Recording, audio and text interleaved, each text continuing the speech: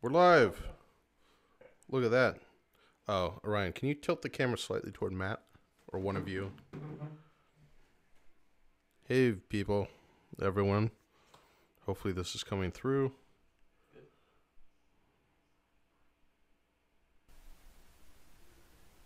Yes, that's better. Let's make sure the sound is working. Testing. Yeah, that's fine. Looks great. And we're actually lit. All right. I got sound on here. You guys, when you guys talking to the mic. Hello. Yeah, we got sound. Hey, look at that. It worked. It's a miracle. It's a technological miracle. It's amazing what happens when I buy a new cord. A shiny new Ethernet cord, it's great. We're not going to have any technical difficulties. It fixes everything. The sound issues. Somehow, yeah. We haven't... The computer upgraded itself. It's like a whole new laptop. Oh, man. All right, we got a couple of viewers. Hello, everyone. Downloaded a bunch of RAM, is that what you said? It's pretty good for $10. Oh, I don't know. Is that like something a congressperson said? Apparently I'm echoing a lot. Is that because my mic's closer? Or... That's a thing. I'm echoing a lot. That's correct.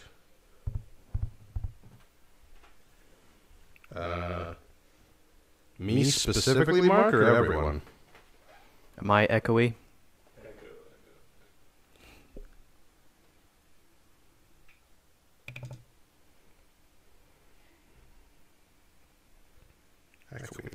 The thing is, I don't hear myself, which is weird.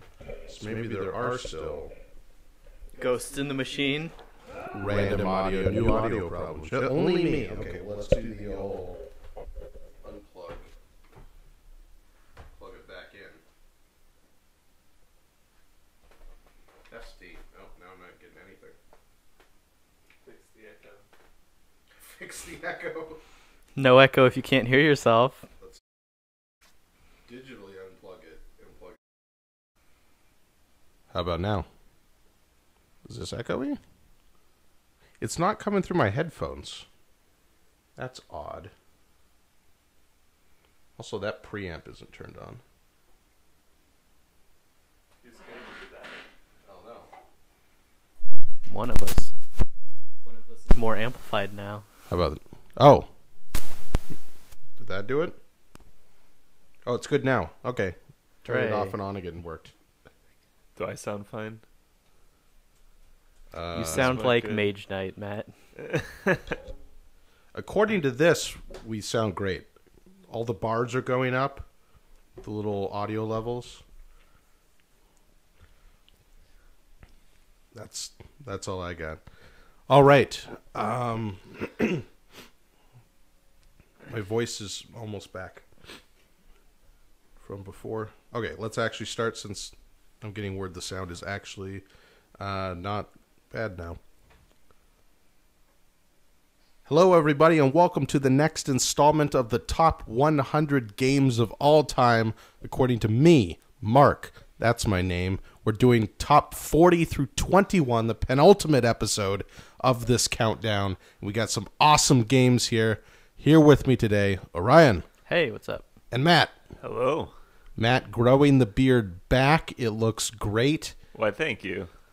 I'm trying to keep it a little, sharper around the edges. That's my strategy. No, it's not. Clearly. You try to blur out all the edges. What are edges? What is... I just let it do its thing. Okay. That's the point of a beard, right? Renaissance man. I don't think that's what that means. You take a laissez-faire attitude to your beard. Like a man before they invented razors. Yeah, like that. There you go. a Renaissance man of sorts. I'm pretty sure they had razors during the Renaissance. I don't. Maybe. I'm They 100% sure they had razors during the Renaissance. That's only like what, 400 years ago? More yeah. like 500 or 600. Okay, Still. it's basically You would the know same. history better than I would. When do you think razors were invented? Like when did? I'm sure there was a straight edge razor for a long time. Yeah, like I bet you like 1500 BC somewhere. Yeah, somewhere, right? Yeah. Well, once you hit metals, right? Yeah. You make knives, and that's close enough. I don't know. I Yeah. don't want to shave my face with like a bronze razor. I mean, someone had the idea, I'm sure. That's weird to think about, though. You think Maybe about they had like other methods of removing hair. no, but you think of like the ancient Egyptians; they all had beards, right? I suppose. I always imagined pictures of people being clean shaven, but Yeah, but if they didn't have like, if they didn't have razors, if it's like 3000 BC or something, they probably didn't have razors, right? probably. You know what there aren't enough board games about? Growing beards. We got to make one. Yeah, I'll slap it on the list. on the list. On the list. Or you could Added. slap it on some mechanics that just don't have a good theme, because we know that's the best way to just do theme. Is that how you do it? Speaking of growing beards, Oh no, I don't know where this is going. You can't see this one flying in like a Well, now I know what like it is. roughly 90 miles an hour. Okay, go ahead with your hockey talk. I forgot. I thought it was over. no, the Stanley Cup Finals are going on now. It is Game 4 tonight. Sadly, after one period, the Capitals are up 3-0. Boo! Yeah, boo hiss. Or if you're from Washington, maybe you're excited. but- I feel good for Ovechkin. Ovechkin is one of Are those they Washington State or DC? DC Okay. Capitals, Mark.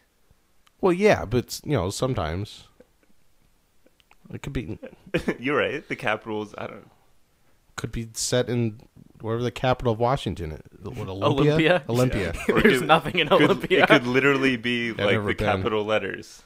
Yeah, there you go. It could be a Vegas- topography thing. Vegas has banned capital letters. Like one of the famous signs in Vegas, that's in like all the movies, Fabulous Las Vegas. took down the capital letters and put lowercase letters.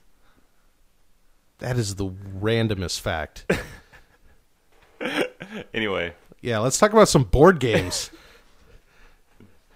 We've got a handful of people watching us ramble about nonsense, so good for you to hang on here. But we're, as you probably know, we are broadcasting these countdowns live for the world. Potentially billions of people. potentially, yeah, Potentially. potentially.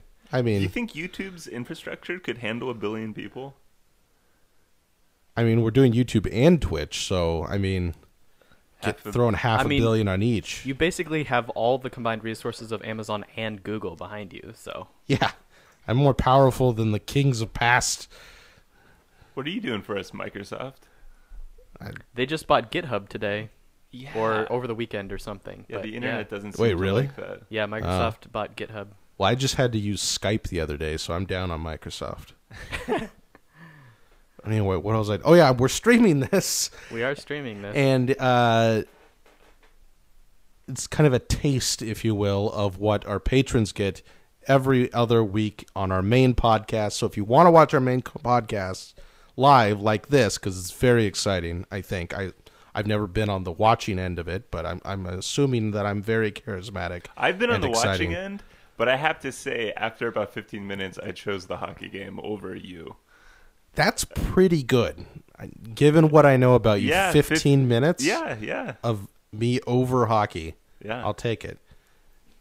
Anyways, if you want to watch all of our podcasts live, including the one this Thursday that you will not have access to otherwise, it's a very special episode.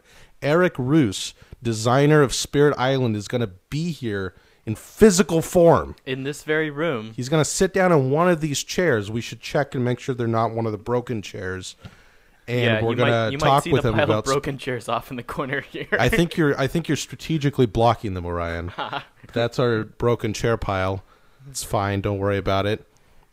Yeah, we'll have to make sure he sits on one of the chairs that does work. And we're going to talk with him about Spirit Island. It's going to be awesome. And, yeah, you can only see that if you're a patron, so hop on that. Yeah, great game. Also, I mean, you'll hear it later. Spoiler for another game higher on the list. I mean, for that game higher on the list. It's going to be higher on the list, yeah. I mean, you'll be able to hear it on the regular podcast, but you won't get the live energy. The behind-the-scenes sneak peek. All of our fawning, I'll have to edit out. And, like, basic just thanking him for making the game over and over. You edit out all awkwardness, right? All of it. Yeah. There's no awkwardness in the Thoughtful Gamer podcast. All right. Only tangents. Only many, many tangents. It's fine. All right, let's go to the list. As I said before, we're doing numbers 40 through 21. Statistically, there's a massive jump in the kind of weight category of this part of the list. Getting more complex. They're getting significantly more complex, nearly a full whole number on the Board Game Geek scale. Is this the most complex, 20? No, the top one is the most complex. So the other ones have averaged like at, let's see here, 2.6, and then last time's was 2.46. That was the lowest weight rating. And now we're jumping all the way up to 3.23 on average. So, I mean, I knew this before, but I tend to like heavier games. Not that they're all heavier games, but we'll start off with number 40, which is a pretty heavy game, and that is Terra Mystica. Ooh. A delightful, very colorful game that basically you just sit there and do lots of calculations, but also it has this fantasy thing going on. It's... The more I think about Terra Mystica, like it was one of the first games that we kind of bought when we really got into the hobby. And as I look back on it after playing a lot of Euro games, I realize it is kind of an outlier. Like it's definitely a heavy Euro game with like basically no randomness outside the setup, literally no randomness outside the setup. But it has the kind of American heart to it with like different races that have very different strategies and unfortunately sometimes a little bit under or overpowered. It's got like these bright colors and tons of pieces and a big production value. It kind of started, at least for us, I don't know if it was the first one to do this, but it started the trend where you have the player board, you have the pieces on it, and you manipulate the pieces on your board. And that's become a big thing, thankfully so. It's an awesome mechanism. Yeah, I think until Scythe, I think this was my favorite player board. Yeah, I mean, now they got the double cardboard thing. This didn't have that innovation, but it started the idea, I believe. I haven't played the newest version, Gaia Project, but I do love Terra Mystica. It's got a lot of really cool, subtle things going on. The variability in the setup really changes how you have to address each game. Especially once you kind of know what you're doing, you have to really focus on what kind of bonus building bonuses you get. You're scoring points in different rounds in different ways. Well, each round will have a bonus for basically doing a different thing, and that's completely randomized. So that might tweak the order that you want to approach things. Right. And then I think... And it also really impacts your race choice. Because that too, yeah. some of the races really want to build their stronghold in turn 1. So if you draw a starting setup with the stronghold in turn 1 and the priest bonus tile, then maybe the swarmlings are a much better pick in that game. Or I forget if that's actually good for them, but something like that. Yeah, nomads want to build a stronghold in turn 1 sometimes. Yeah, Mark, looking back, as far as our experience with board games, this is kind of a unique thing. I remember this was one of the few board games that we played at my house a lot before we just a few times played it at your place. Yeah. But I like the last week, I think, or a couple of weeks ago, we talked to Trey Chambers. Mm-hmm. Yeah. And we're talking about that asymmetry. This was one of the first Euros that embraced that asymmetry, really, with different races just approaching the game slightly differently. Yeah, it's really fun to kind of figure out a race. And some of them are a lot harder than others. Yeah. But it's a heavy game. The other thing it does is the terrain and the way you get spatial bonuses in according to where other players are, I think it is something that's pretty unique. Yeah, I love that part of the game where it's a game where you're kind of trying to do your own thing, but it gives you wanna do it next to someone significant else. yeah, it gives you significant bonuses for just being right next to each other, but you don't want them to get in your way, and that creates a lot of tension. The downside, of course, on that is that it really only works best with 4 or 5 players. Yeah. 3, the map's too wide open, and you don't get a lot of that. But It just when has it does so many- work, it works really well. It's weird because it's a heavy game. It takes a long time to play, but it has so many different interesting things going on. Even the fact that like every game there's like 1 or 2 races to get a certain spot. Mm-hmm. Yeah. You know, and that's Or there's not, different parts of the map like that Yeah. certain factions just don't Yeah. care about, or they really care about. I remember But- like the halflings want to be on that like rightmost island, And the that- mermaids want to control like all the rivers and bounce Yeah, around yeah. and stuff. Yeah. I like that there's so much going on in the game. It's not about. It's not primarily about the spatial controlling, like Ticket to Ride, getting to something first. But the game usually has 1 or 2 of those moments. There's just so much going on. Yeah, yeah. Great game. That is Terra Mystica, number 40 on my list.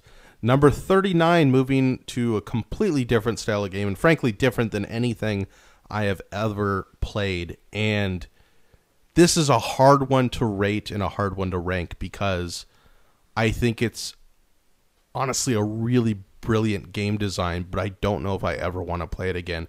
That is Fog of Love. Oh, A 2-player game that says on the box that it is a game about like being in a romantic comedy. yeah. And that is completely so different than my experience from the game. Like Yeah. you could play that game and just laugh and laugh and laugh. I played the game and I was like psychologically fraught with peril. Absolutely. It's so hard to explain. It's a game about being in a relationship with another person, and you're presented with these kind of moments in time, and you have to make decisions based off of that. And there's a whole system for how that affects how your personality develops or distinguishes itself from your partner, and how much happiness you have, and then also how well you work with the other person in a relationship. And then there are all these end goals, which is so cool because there's not like a static fail or loss condition. Your win or loss condition is sometimes manipulated, but ultimately determined by you through the course of the game, Yeah. which is really cool. And you're just going through these very simple exercises where basically you and your partner will get a list of options in different scenarios, and you just simultaneously reveal what you choose. And based on your choices, different attributes and happiness levels and things will shift around. But it ultimately paints this portrait of like a story of a relationship going throughout time and then either succeeding or failing. Like I've had games where, and I played this with Amber, and we had games where things just worked out really well and our characters ended up in a long-term relationship. We had another game where from the beginning we realized that both of our people's personalities were just completely, absolutely at odds with each other, and we were just doomed to failure. And ultimately, I think one of us ended up hitting a win condition only because the other person like created and chose a kind of crisis situation that forced the other one to literally change their personality to adapt to it, Yeah. which was wild. So, one comment is, this is one of the most innovative games I feel like I've played in the last couple of years. The way that it models real life personality and relationships is shocking. It's shocking how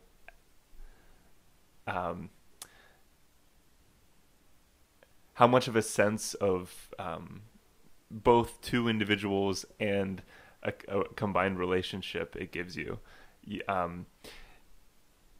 In both in the way that, as far as game design goes, both in the public information and the hidden information that you have, it really models kind of the human, what's the word I'm looking for?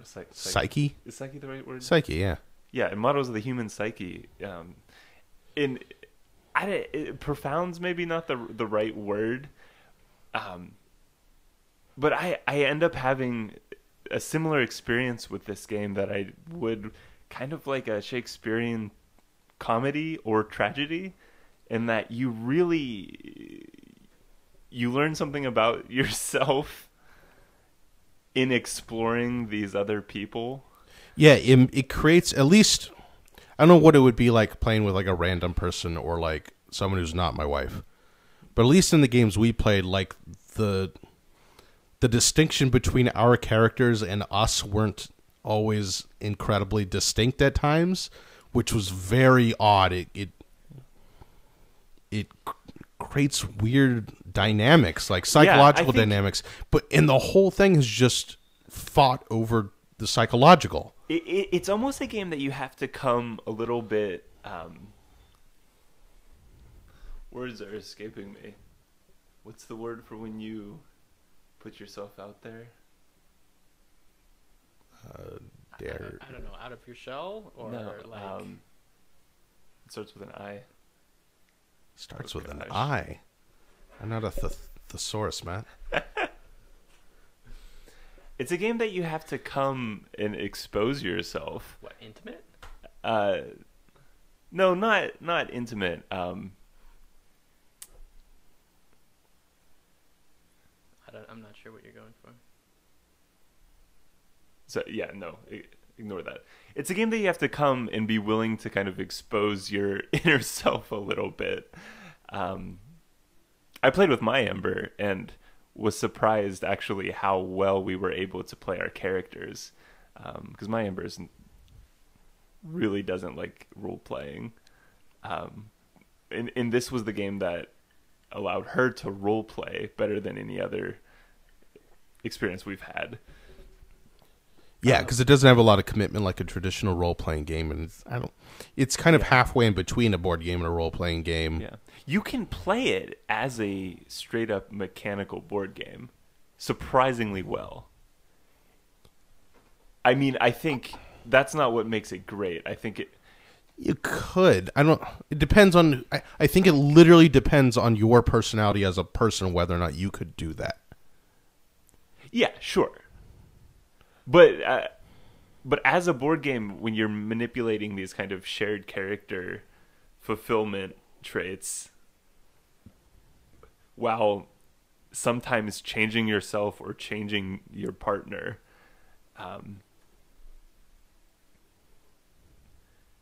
that manipulation of these personality tokens kind of going around the board, like the really good mechanics. It's not like a heavy game or anything, and that's ultimately not what it's about. But I think for a board game modeling a relationship, it's remarkable. Yeah, I'm not completely sold on you on the mechanics in isolation from the idea of the game. I don't think it works. I was in a situation with Bubba where it came down to like realizing like we had to do some maneuvering in order to get the late game maneuvering to get the personality tokens to line up to fulfill our destinies. Yeah. Yeah, nothing super heavy Euro or whatever, but we ended up having some really interesting plays, and we swung a victory in the end. Yeah.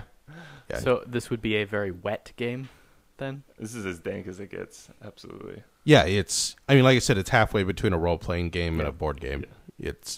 It has to be that way, or else I think it doesn't work very well, but I think it succeeds. It's an absolutely fascinating game, Fog of Love, number 39. Number 38 is also a non-dried game, and that is Robinson Crusoe. Wow. There's my sore throat coming back at me. And it is Robinson Crusoe, a game of survival and being poisoned by plants and bugs and eaten by animals and collecting resources painfully slowly. yeah, painfully slowly. Yeah.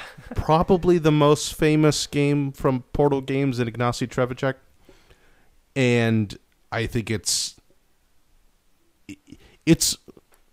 funnier than Fog of Love, I'll say that. It's oftentimes a hilarious game where you're stuck on a desert island or some kind of island, a tropical island. People always say desert island, but then they show like palm trees and stuff, like Yeah. lots of vines. Like, no, it's tropical. Anyway, you're stuck on an island, you have to survive, and to survive, you have to allocate your workers or your pieces, your actions in the game extremely carefully and take lots of risks because everything's out to get you. It has this cool morale system that works really well with, as you drop morale, you start losing resources and losing lives. The coolest part of the game is the encounter deck, basically, where you go off to try to do something, you have an encounter, and you make a decision. And a lot of the times the decisions you make will shuffle that card back into the cards that are drawn at the end of the round, whatever those are called, the progressions or story cards or whatever. And oftentimes there will be severe consequences for whatever you chose before. So if you chose something that gave you a benefit or something, or you took a bigger risk, it could come back to bite you, sometimes literally, whenever that comes back around. But despite having an infuriating rulebook, even the second edition, like the rulebook's substantially better, it's still not great. Yeah. And sometimes being a bit fiddly, it's one of those games where you have to make like rule calls ad hoc a lot of the times and just say, okay, we'll make this harder for us. It generally the rule decision is generally going to be against the players. So you kind of have to go with that and then just have a good time trying to figure out how to scramble and survive. We've been through, maybe half the scenarios so far, or a little over half. Yeah. And they varied from surprisingly easy to I literally don't know how anyone could ever beat that difficult. But they've all been really, really fun to play. Yeah, I think I played the first two, which were both pretty easy. No, I played maybe 1 and 3, and I think we crushed the first two. And then I played one that was like a volcano island with a bunch of ash falling everywhere, and it just choked. That one was insane. That was so hard. Yeah, that's the one I remember. We got to try that again. I've heard the cannibal one is like just stupidly difficult. Yeah. So first of all, it's a cooperative game. Is it the heaviest cooperative game we have? Maybe Spirit Island. Spirit Island would be heavier. It's heavier. Yeah. Well, yeah. This game's a lot more fiddly. Yeah. Spirit Island's actually more complex strategically. Right. Yeah. But the way it does story is so good for a lot of the ways you described. First of all, there's scenarios which puts like a kind of the big picture story, and then the encounter deck is just brilliant in the way that it allows the players to choose between consequences now or later, and just one of the most interesting ways of kind of a story emerges from that. In addition to like you might find berries and eat them, and great, you're nourished for now, but you have diarrhea later. But the way that plays out, it's kind of an emergent story, which I think is super cool. Yeah, it creates stories, which is really neat, and that's kind of how you have to approach it. And that's in the context of this fairly heavy game, which is awesome.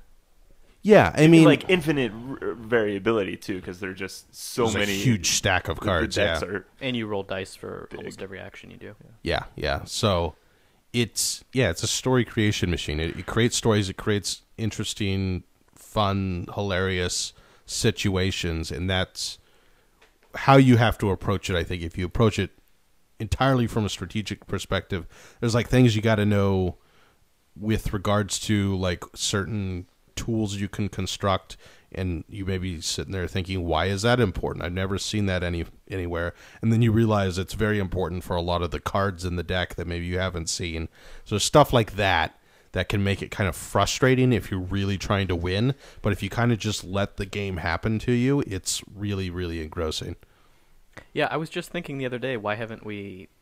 I mean, I think that maybe this lives at your house, Matt, and that's why we haven't pulled it out. That's why we haven't played it. It's not here. Yeah. Yeah. Yeah, because I took this back because I wanted to take it to a couple of people's places for game days. Not that there's any room on our shelves right now. Yeah, well, that too. But it's a game I would like to play. So.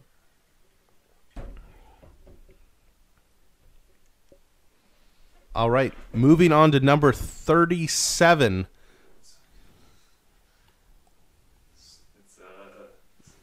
Should I put on some seductive music, Matt? I think you're out of frame, though.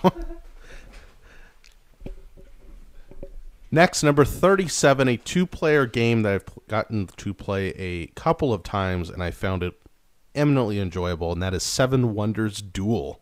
Oh, the Duel. Wow, you really like this. I really, really like Seven Wonders Duel, and I just need to buy it at some point. Yeah, because I haven't played it because you don't own it. Yeah, sorry. I've played it with a couple different people. It is, as the name implies, the two-player version of the great game Seven Wonders, which may or may not be appearing higher on this list. But it takes kind of the stuff you're familiar with Seven Wonders, and I think it does a great job of translating that into a two-player experience where you're drafting from this kind of preset overlapping grid of cards, of which you can see like half of them face up and the other ones are face down. So the big point of the game is that as you draft cards from this display, you can unlock new cards for your opponent to be able to select. So there's a whole lot of tension and brinksmanship on trying to maybe delay taking a specific card because you don't want your opponent to be able to take the one behind it, and then trying to figure out if you can put them into a situation where they're kind of forced to unlock the card that you want to take, all the while doing all the cool set collection and like resource management stuff that you would expect in a Seven Wonders game. And I think that kind of mind game with your opponent is really cool. Yeah, the tempo, like tug of war, is crazy in this game, and it really gives so much power to. I think a couple of the wonders let you take two cards in a row. Oh yeah, because you can get a wonder and then get your turn back again. Yeah, yeah, which can really kind of swap that tempo, because normally that's one of the big tensions or mechanics you have to play within dynamics in a two-player game, is that you have a turn and then they have a turn and then you have a turn and you go back and forth. And I think this is, it goes all the way back to the classic abstract games like chess and Go, where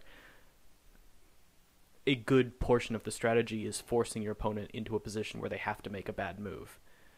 And you can do the same thing here if there's one really game-breaking card for you. Maybe it's the 7th Science card, or maybe it's, something that gives you a much...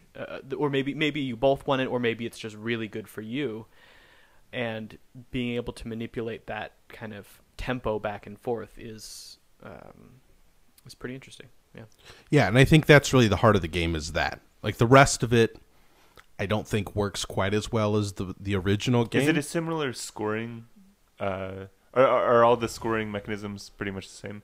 It's simplified a hair. So military and science are both alternative win conditions. Gotcha. So if you do enough military, you just win. And if you do enough science, if you get one of every science, you just win. Yeah. But I can't imagine... You'd have to play between two competent players, I don't think either one of those would ever happen. Yeah. But you can utilize the threat of them to position yourself in really interesting ways. And that's what they're really there for. And then it cuts out something. It simplifies a couple of the other categories of cards. It makes wonders more dynamic because you can get multiple wonders. and you draft them at the beginning, like you're the ones available to you. Yeah. And there's then also with the science, I think there's these little bonus chips that will give you certain bonuses. Every time you get a pair of sciences, that's right, I think, then you get one of these science bonuses that can vary from irrelevant to extremely impactful depending on your strategy and the game state. Yeah, so it's got enough. It's simplified a bit in terms of resources, but it's got enough otherwise to make that part of the game interesting. But then once you understand all of those systems, it really ends up becoming a tight two-player battle. And that's what I find really interesting about it, because I think it's got to be hard to take a game that's so kind of essentially multiplayer and then turn it into something that's so essentially two-player. Yeah. No, it's definitely interesting. I've only played it once with you, and I'm not entirely sure what I think. I did enjoy it, but I'm not sure if I've decided whether or not it's good yet.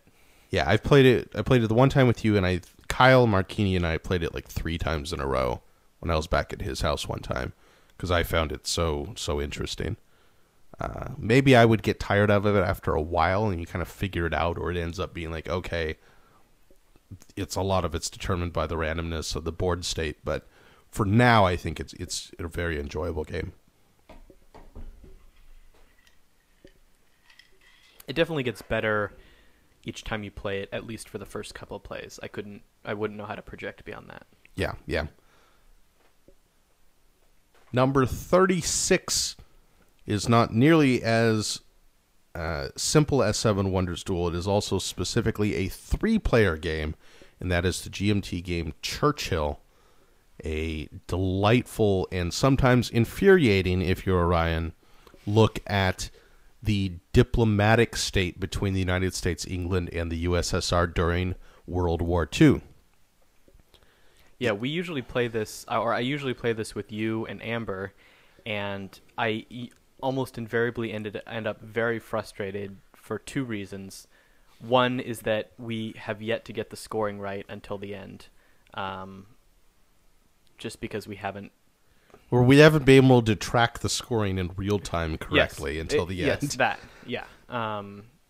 And so it's that makes it hard to know what position you are, because you will play differently if you are in the lead or if you are in the last. I think I saw that someone made either someone made a system for it, or a board, or some better way of tracking. It's either in browser, or it's like a Google Sheets thing. Yeah. Anyways, that's the one which is something that just we keep messing it up. It is a fairly complex scoring table, but we just keep messing it up. And the other reason is that Amber and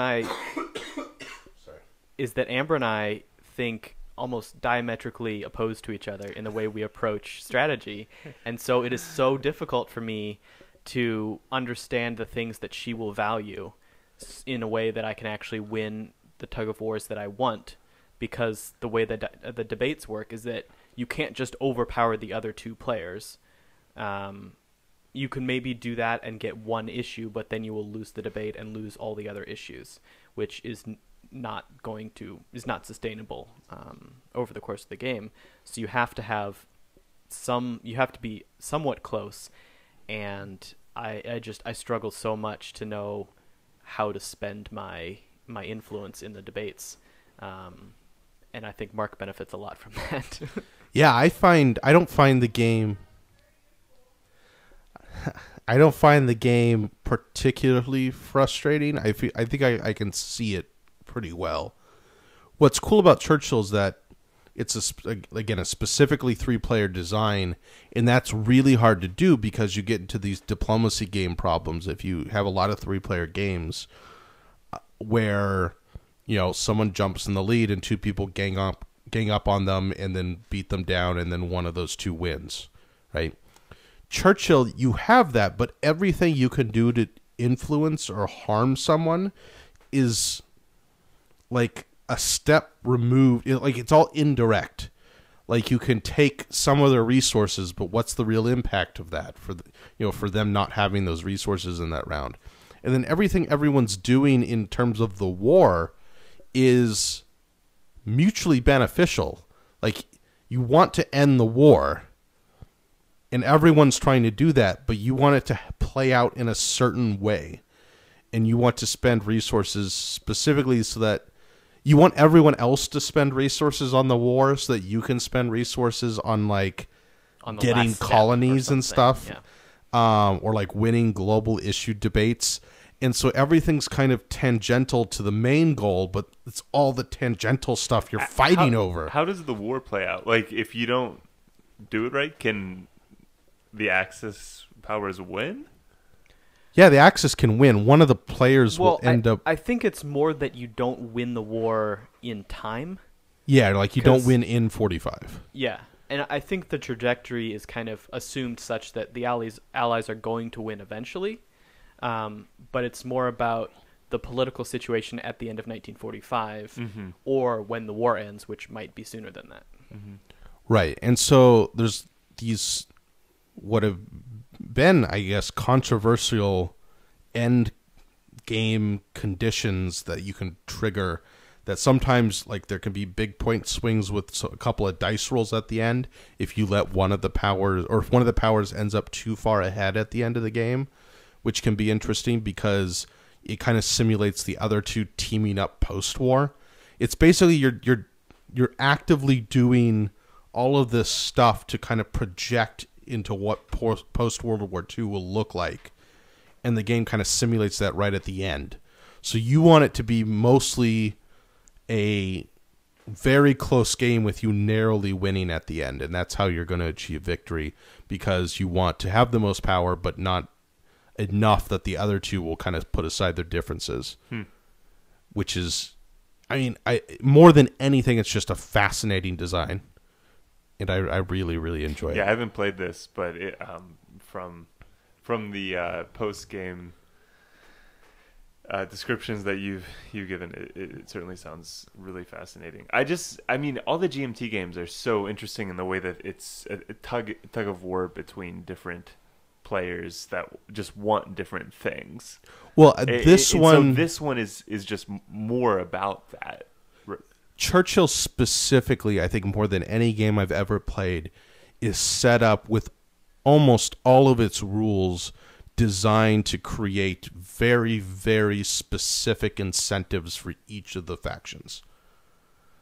There's like, what, 20-something different scoring things during the game, and they're all designed to kind of create the mindset among each of the players similar to what their historical counterparts were thinking. Yeah, there's a lot of issues that two of the powers will care about, and the third will only care about in terms of helping the lower, the person in last place. Yeah. You got to play it sometime. I think you would find it very interesting. Yeah, I agree. Yeah. We should set that up.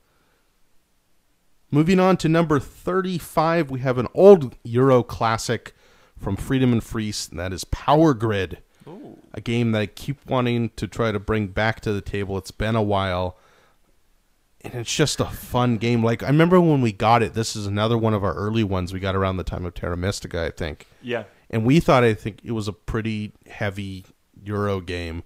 But now as I look back and think about it, it seems fairly light compared to like how we, the kinds of games we play now. I think if we played it again, we'd find it a surprisingly easygoing experience. Although it can be very cutthroat, especially in kind of the map. Yeah, that's more of the kind of like step up from Ticket to Ride route construction thing going on with the power stations and all that. It's very can be very mean, and you very much want to get your power, like you want to buy the power plants in the most efficient way possible, and if someone messes you up on that, it's you're really it frustrated. Can be difficult. And, well, you got to like bid it up enough where it's going to hurt them. Like yeah, Power Grid is really dependent on the players playing the game to kind of balance all that out too. They have to, it's one of those games that gets very, very good when everyone has a knowledge of the game. Yeah. Because they're thinking on a deeper level about the mathematics of it all. Yeah. And it was really great when we played this a lot when we first had it. we didn't have a million games at that point in time. The thing that I was concerned about this game was that you could math it out too much once you really understood it. Towards the that a late problem? game, you can. I think Yeah. the implications of what you're doing kind of in the early game can be difficult. But yeah, the end game can get really calculated. Yeah. The last turn, at least in several of our games, just comes down to counting how much money do I have, how much money do they have, how much can I spend on the power plant I need to win the game. Okay, I can spend $200 on this power plant. Yeah. And the question is, can they figure that out, or do they have enough money to outbid you for it? But to me, the game's played all in the mid game in Power Grid. Yeah. No, it's That's the key part of it's the a good game. The I end enjoy it. end game kind of just plays out, Right. but it's all about getting yourself in the position to win on the last turn. Yeah. The resource system is awesome. Yeah, it simulates a market very accurately, basic supply and demand curve. That I wish more games would do that kind of thing. Honestly, it's a simple system. I bet it wouldn't be. I bet it wouldn't be too difficult to write a machine learning sort of algorithm to play this game, because I think you could apply a point value to, or like an efficiency number to most of the actions in the game, and be able to pretty much choose a optimal or close to optimal move each turn. I think in terms of the auctions, or even like the in terms positioning? of like how much you're willing to spend for a power plant, the power plant to target, and how to expand. The resource buying is pretty straightforward. I don't know. I think the way the pieces fit together, and this is not meant to be a detriment or a criticism of the game. I just thinking about the structure of it. It feels like the sort of thing that you could write an algorithm to play well. That makes sense. Yeah. It's just a delightful little game of trying to really outthink your opponents. Again, really critically in that mid game part of it, which I think is neat. Yeah. The next one on the list is one I played recently and I found much more interesting than I thought it would be, and that is number 34, Mombasa. A game with honestly kind of an odd, like, traditional colonial theme, which seemed out of place in 2017 or 2016 or whenever this game was made. It's a fairly new game, but the mechanisms of the game I thought were really, really fascinating. I don't know a thing about this game. It's about We played it at one of the small one-day Oh, conventions, yeah. I think. yeah, it's about Granite State? it's like British colonialism in Africa. India. Mombasa. Huh? Oh yeah, India. I don't know what I'm thinking. Sorry. They're kind of the same shape. I mean, They're sure, kind of the same shape. Sure. Whatever. Roughly quadrilateral. And They kind of taper to a point at the end, and they go up and they. Anyway, yeah. No, Whatever. but the thing with this game is that when you first look at it, you're like, wow, there's so much different stuff going on. And then by the end of the game, or maybe like 2/3 of the way through the game, depending on the player, you kind of like see how it fits together, and you can start actually planning ahead and putting the different systems together to make an efficient turn. What are the systems? Is this like a resource this management has a unique game? system of Yeah, how you explain the recover card cards. system. You'll be able to So- explain it. It's very original. Yeah, the way you have a hand of cards that you're going to play, and those will be your actions, and you're going to play them face down, and then you all simultaneously reveal, and then you'll go around in turn resolving one card at a time, or not necessarily one card, one action at a time, and flipping cards over to essentially expend them to do that action.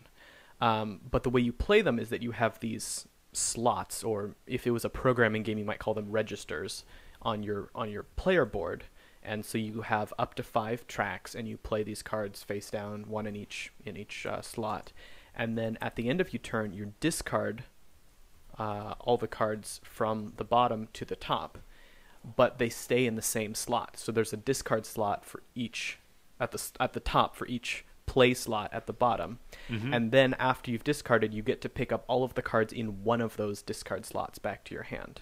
Interesting. So you're Wow. trying to kind of where you play things in the bottom matters, because you're planning ahead in terms of which ones you'll be able Yeah, to pick so, up. like, from the beginning and of the hand you're game- creating to pick up. From the beginning of the game, you might be planning a certain turn towards the end of the game. Or at least trying to. Yes. Or at least trying Very to. difficult. But it kind of forces you to diversify, or like swap Okay. hand structure every couple rounds, because maybe you want to do a heavy explore round, so you play out all your helmets. Well, now all your helmets are spread out in different discard piles, and you can't get them all back in 1 or 2 rounds. You have to slowly pick them up again. So maybe you play less exploration and keep them focused in like 2 registers or slots, so that you can pick them up again and focus on picking up those cards. So you put like your highest value card always in the middle, and then your next highest card in slot 4, and so on. That's awesome. That sounds super cool. Yeah. And then maybe And then you design it so that you have this kind of dump pile where you put all the bad cards you never want to Yes, see again. right. And then halfway through the game, you realize that pile is actually the best one to pick up now, and you've ruined everything. Which may The be other, what happened to me. But also, Ryan, our lovely patrons in the Oh. chat have indicated that I am, in fact, correct. Mombasa is a city in Kenya. Is it really? It is Africa. You're thinking of Mumbai. Oh, no, you're right. I've out geographied you. you. have defeated me. My First time ever. My geography peaked in 5th grade. Oh, mine peaked in like 2nd grade, but Orion usually has his geography down. That's why I deferred. I need to be more confident in myself. It was Africa. I think the last couple times you've been right on geography. Look we at had me. the Is- Badlands question from trivia that Oh yeah. yeah, Yeah. and now Mombasa. Yeah. Too bad. The other thing I wanted to say is that there's kind of 4 to 5 different kind of areas that you're trying to accumulate progress on. So there's this stamp book system where you will play these accountants or secretaries, and they will basically let you take these books from the board, and then you place them in your ledger, and they require you to have a certain number of resources on a round to pass that slot. Kind of you're kind of building this track, and then you progress up it, but you have to have a certain amount of resources. So you're trying to chain together like a bunch of coffee things in a row, and then you play a couple coffee and your secretary or your accountant or bookkeeper maybe. Yeah, bookkeeper, I think. And then you can jump over like 3 books, because the higher up you get, the more you get points for that. And then there's also another track where every time you collect a diamond, you move up this diamond track, and then when you hit a certain threshold on each of those tracks, you unlock your 4th and 5th play slot. Oh, okay. So that controls how many cards you can play. Yeah. in a So you round. start with only Yeah. 3 slots, and then you can unlock 2 more based on. Do you progressing. gain cards throughout the game? Yes. Yes, there's a whole system where you're okay. buying new cards. You can invest cow. in like 4 different companies Yeah. that will give you passive bonuses as they gain value, and also be able to cash Yeah. in for more points at the Yeah. end. So It's you'll a game where there's expand- like yeah. 5 different systems all going on, That sounds really fascinating. but they I- all I gotta interlock. play this. They all interlock Yeah. very intuitively. I thought it didn't seem like you're playing a bunch of different mini games. It felt like there are a lot of different avenues for trying to get to where you wanted to go. Yeah, and I think we kind of went for different strategies. If I remember right, you and I went heavy on like the books and diamonds. I went heavy Or on you diamonds. went heavy on diamonds. I went Yeah. heavy on books and diamonds. Art, who ended up winning, went just crazy all in on this one exploration. One of the companies, the trade companies Yeah. or exploration companies, and got like 80 points from that in a 160 point game or something, or 100 points Yeah. from that. He got so many points from that. And the company thing is important because that, alongside with kind of the bonuses you get for pushing out into different parts of Africa, is where all the interaction lies, or a lot of the interaction lies, where you can block people from being able to kind of traverse the continent in different ways, and then you kind of want to piggyback on the successful companies or focus and like cut out a company's value from under someone at the last second. It's just a game of many systems, I guess. Yeah. But it works very well. Yep. I thought it was a a very good really, game, really for sure. fun game.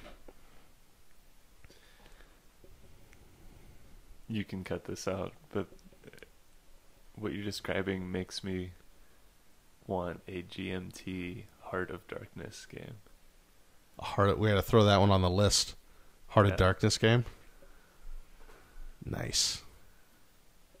Anyway, that is Mombasa, number 34 on the list. Moving on to number 33, a game that is... Now I feel like I'm rating it too highly because it's like everyone's favorite game in the world. And I'm like, it's not that good. It's still great, but it's not the fine. best game Is that ever. What you're trying to say? I mean, it's my 33rd favorite game of all time. I think it's really good, but it's not like the best game. Anyways, I'm talking about Scythe, which is a great game. Like, it's great, and I love it, and I love all the little systems and the player boards and the way you take your little quick actions and you can plan out ahead a lot, and all the mechs and the exploration and all the little systems in Scythe. It's just not the best game. Yeah. The best game will be I'm in a surprised you later have it this podcast. high. I really like Quickly. it. Yeah, yeah. I want to thought- play it more, I but thought I Ben liked keeps it the vetoing it. He most. doesn't like it. Yeah. I thought I liked it the most of all of us. You probably do. But yeah, this is probably where I'd have it. Yeah, no, this is a good game. I enjoyed it a lot. It's, I think I can see kind of where, it's a game where there's all this cool stuff happening, and the end just kind of fizzles. Well, now we got the expansion we haven't played with yet. We've that got can airships. introduce- We have freaking airships that we're not playing games with, Mark. Well, it's not my fault. I keep suggesting it. Anyways, airships and alternative end conditions to the game and alternative scoring conditions that you can choose from, which look really cool. So I think Scythe is an interesting study in expectations, because I think when we went into Scythe, maybe you, Mark, or I don't know, some people just see the mechs, which are awesome, and really think of it as like, oh, this is going to be a head-to-head. We're going to have some mech wars. That's what it's going to be about. And it's one of those games where military is more a threat than an actual... Well, it has to be used very precisely. It's not about the military. The military has to be used very precisely in order to give yourself time to if you're pull ahead of someone who has a better engine. If your than you. expectation is that this is going to be just like a Ameritrash battle royale type of thing, then it's not going to be satisfying. Yeah, because you're going to be disappointed if that's your expectation going in. I think honestly, the thing that stood out to me going in was the player boards. So all the economic systems are so brilliant. Man, I'm really stumbling over my words here. It's fine. I can't talk, so my throat's dying. The economic systems are so brilliantly conveyed just by all of the graphic design, and in particular the player boards, and the way that you uncover things and cover other things up on your player boards. First time I went into the game, I was just taken by all that, and so to me it just became a puzzle of how am I going to most efficiently get to the most, how am I going to push my engine. Yeah. Well, that's really what the game is. And that's what it's more It's about. a puzzle game. It's an economic, efficiency engine puzzle game of how you string together your actions in the best way in order to get the most value out of the fewest number of actions. And in that sense, it's brilliant. It's such a fun game. Oh, yeah. It's so fun to you get to figure move that out and cubes puzzle from the it top out. of a board to the bottom of the board, and it feels so good. It feels so good. It's the best. It's the best pushing feeling in board game gaming. It's the best. As far as replayability and kind of asymmetry, it does a really great job too. because Yeah. each It's really subtle, though. it's subtle. It is. It's subtle, but as you are figuring out your engine, each action that you take has a top action and a bottom action. And there are 4 top actions, 4 bottom actions, but on each player board, they're scrambled. Everyone has the same 4 top and 4 bottom actions. Right, but yeah. they're all but they're slightly different. they're paired differently. And they're costed slightly differently. Yeah. Yeah, and that just ends up changing the way that you have to run your engine. Right, because you're looking for that efficiency edge. Yeah. So it's not enough to just always build mechs and send your workers out or something. Yeah, and that paired with yeah. the character that you get Right. is a different variability, and that determines where you start on the map, which changes things. Yeah, It's great. And now they have there's a new expansion coming out that it has like 11 modules and a campaign system or something. Wow. yeah. It's I a can't great- wait. it's a We haven't great played game. it a lot recently. I can't wait to get back into it. Yeah, we got to play with those airships. Speaking of airships, number 32 is Star Wars Armada. Armada. Game entirely about getting a bunch of awesome looking spaceships on the table and then going pew pew pew and shooting them down, and it's great. You got to make the pew pew noises. Or, some kind of facsimile of if Star you Wars have a fighter lasers. squadron, yeah. I mean, if you're shooting Yeah. with capital ships, they better not be making pew pew noises. I mean, it's kind of funny if you go pew pew. It's like a Star Destroyer. I like the blah, like the Yeah. I Whatever you imagine want. the opening scene of Star Wars 3 where they have the canyons and they like slam backwards against the bulkhead and people go Yes, flying and that. yeah. Yeah. that. Yeah. Sure. Whatever you want to But- imagine. These are the images that Armada will immediately evoke in you. Yeah. And honestly, it's the only like true minis game that I really want to play. I've never been interested in any other one just because the sculpts are so cool. I don't have to paint them. I don't have to assemble them. They look amazing. I thought you had painted all of the Imperial Star Destroyers. No. What?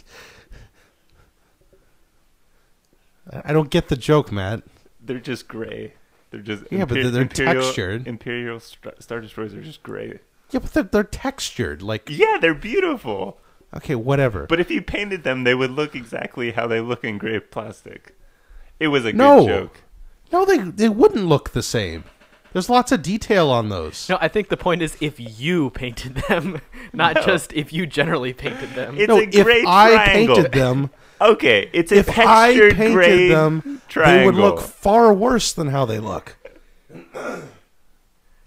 Okay, they look. You're the- underestimating the paint job of whoever painted these The things in minis are some beautiful factory. and really make the game what it is. Yeah, they make the game great, and the customization's great. The best thing about the game, honestly, is how it simulates the momentum and weight of the bigger ships, where you kind of have to plan ahead on what your primary action's going to be. Longer when you have a larger ship and it's slower to turn, so it might be moving very slowly. You got to plan what you're going to think about 3 turns from now in a 6-turn game. And by the time you get there, you're like, what was I thinking back then? Why did I even choose this? I need to like turn, but I can barely turn because I didn't choose the turning thing. But it's just this slow lumbering ship, and it's like, well, I guess I exposed its backside to the space potato over here on the rebel side, and that's going to hurt. And you get to roll lots of cool dice and do special abilities, and there's fun little damage cards. It's a Fantasy Flight thing. It's got custom dice and lots of cards and stuff. It has But a it's horrible double trench in the box. You know it's Fantasy Flight. Yeah, it's got the double trench, which is that worse or better than the single trench insert? I would prefer just an empty box. Yeah, me too. But That's beside the point. it's what you get with Fantasy Flight. But given all the Fantasy Flight isms it has, it is one of their better games, I think, certainly.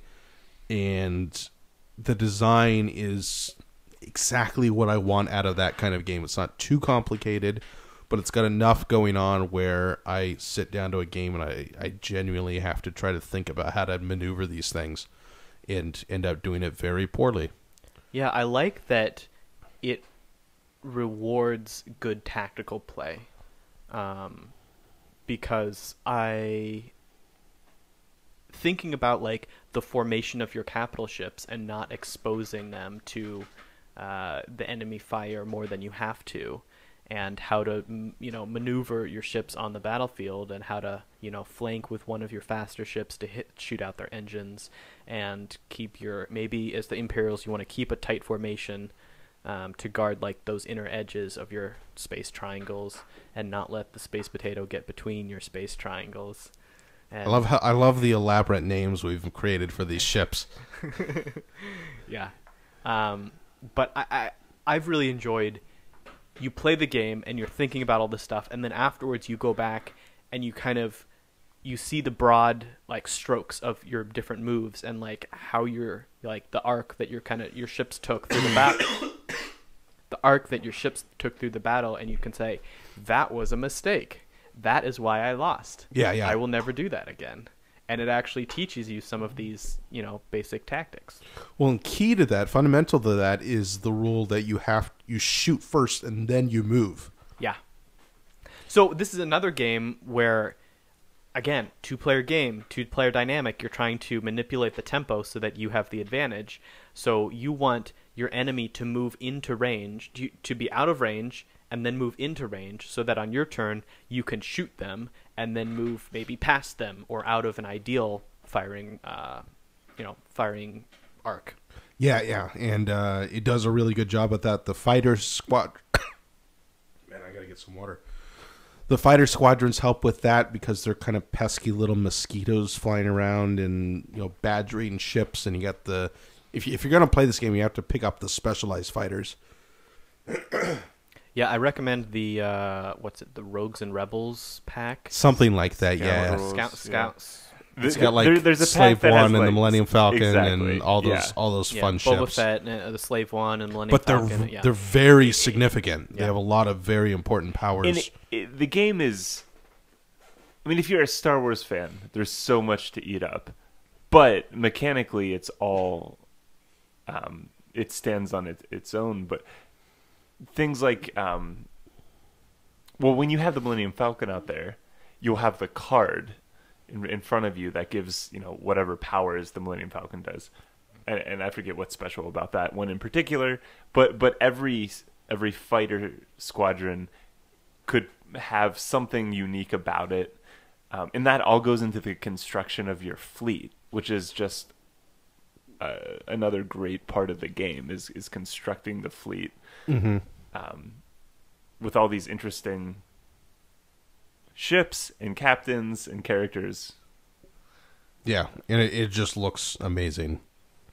We haven't played it yet on this table, right? It would look the blackness of space right here. Yeah, we got Have we really? felt- Have we not played it I on don't this think we table? have. We got to do that. Yeah, We got to play it on the black It's felt. great. Yeah, gray That triangles felt would the- look great on this black felt. yeah, it would look amazing. Anyways, that's number 32, Star Wars Armada. Stream, I'm going to get something more to drink so I don't die of coughing. I have a crazy idea I'm going to throw out there. Whoa. What's your crazy idea? We could just do 15 games today, 15 games next time, and then a top 10. Unless you really need to do that, I wouldn't. I'd rather die. No, I'm fine. Okay. It'd be more so that this podcast isn't 2.5 hours. It's not going to be. It's going to be hour 45 tops.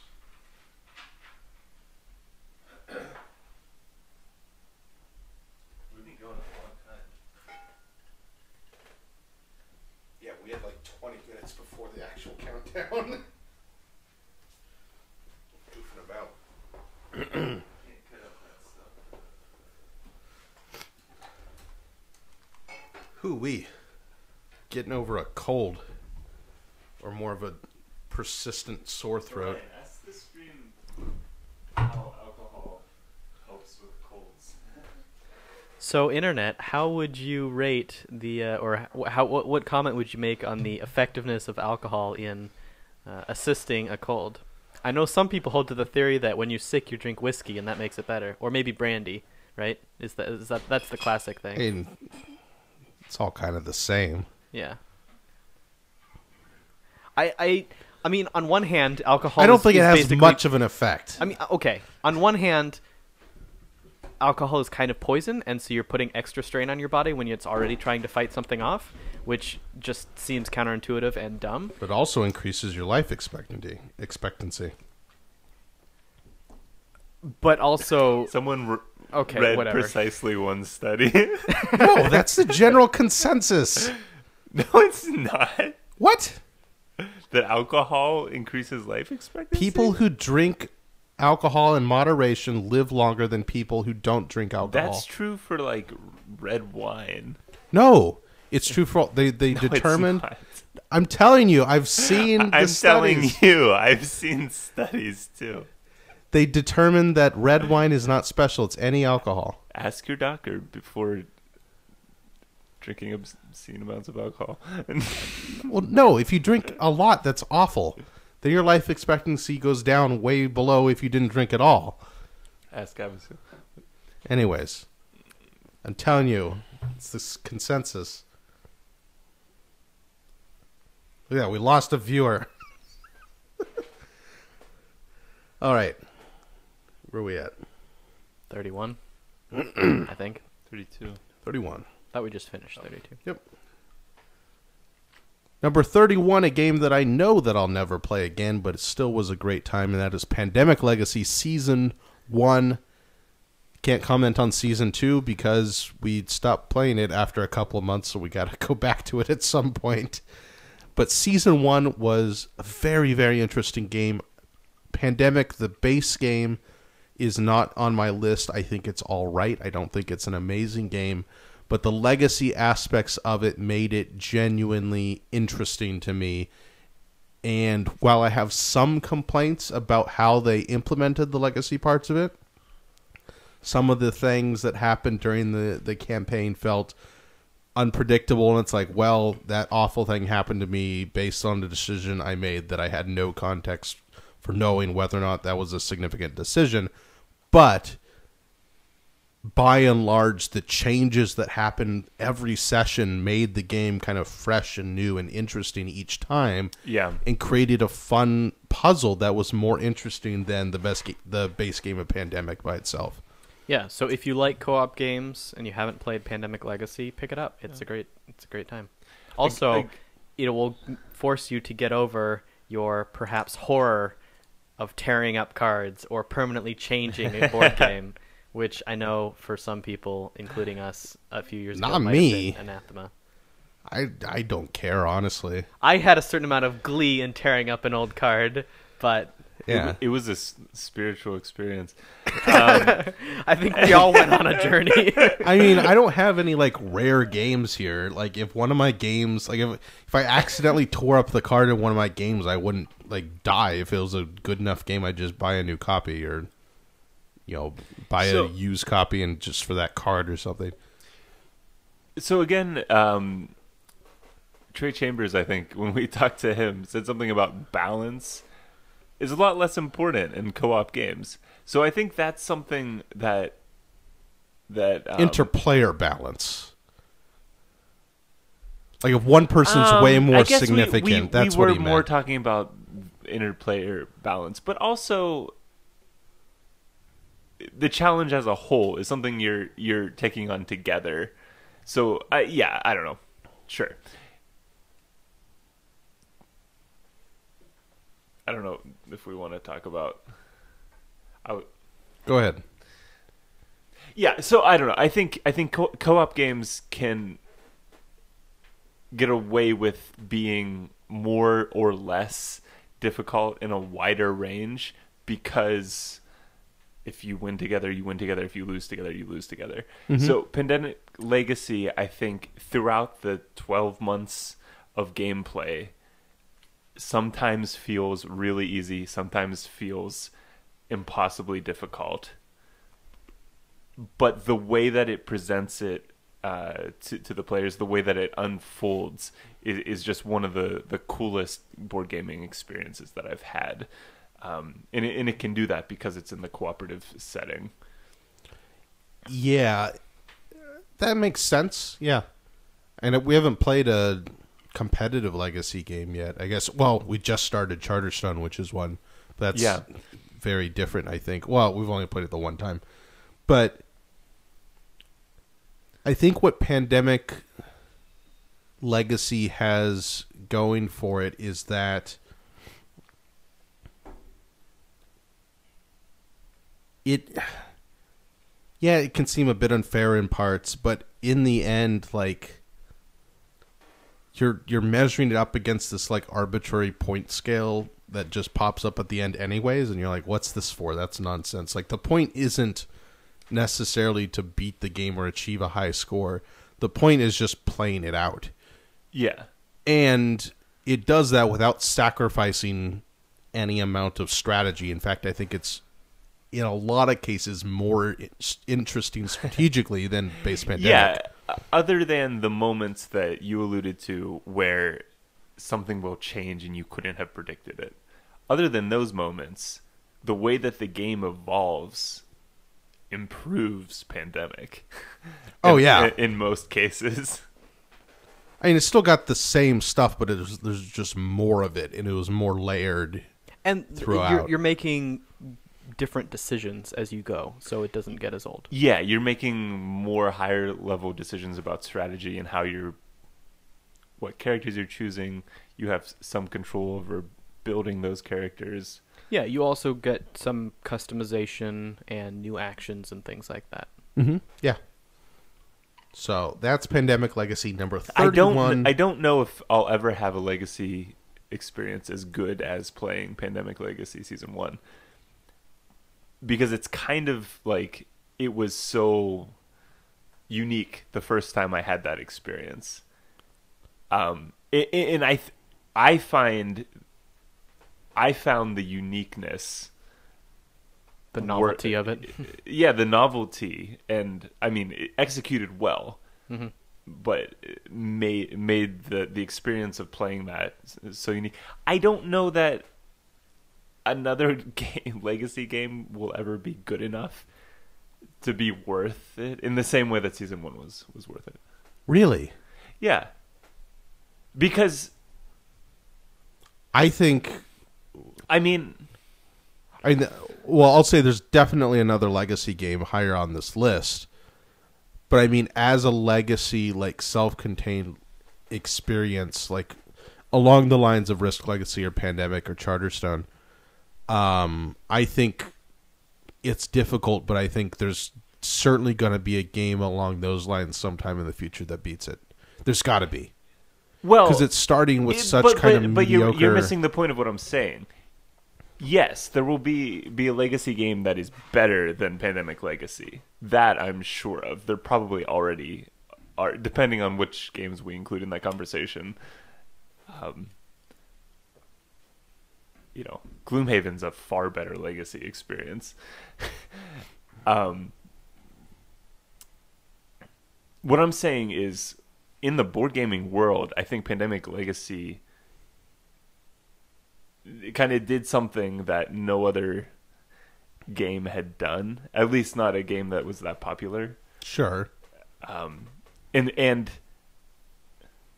me as an individual who played a Legacy game for the first time, I will never have an experience quite like that again, because I've played a Legacy game. Okay, that makes sense. Yeah. No, I buy that. That's more a comment on like the way that games are evolving. No, it created like a new zeitgeist. Yeah, which is awesome, I think. Yeah. Well, I mean, we'll see. We'll see. I've heard. Well, the couple months we played on Season 2 didn't excite me as much as Season 1. Yeah. It was also brutally difficult for us, which may have made that a bit of a downer. I mean, so far, Charterstone, at least the first game of Charterstone, isn't nearly as elegant as kind of the first game of Pandemic Season 1 is basically just Pandemic. And maybe the second game of Season 1 where the Legacy elements are tutorialized.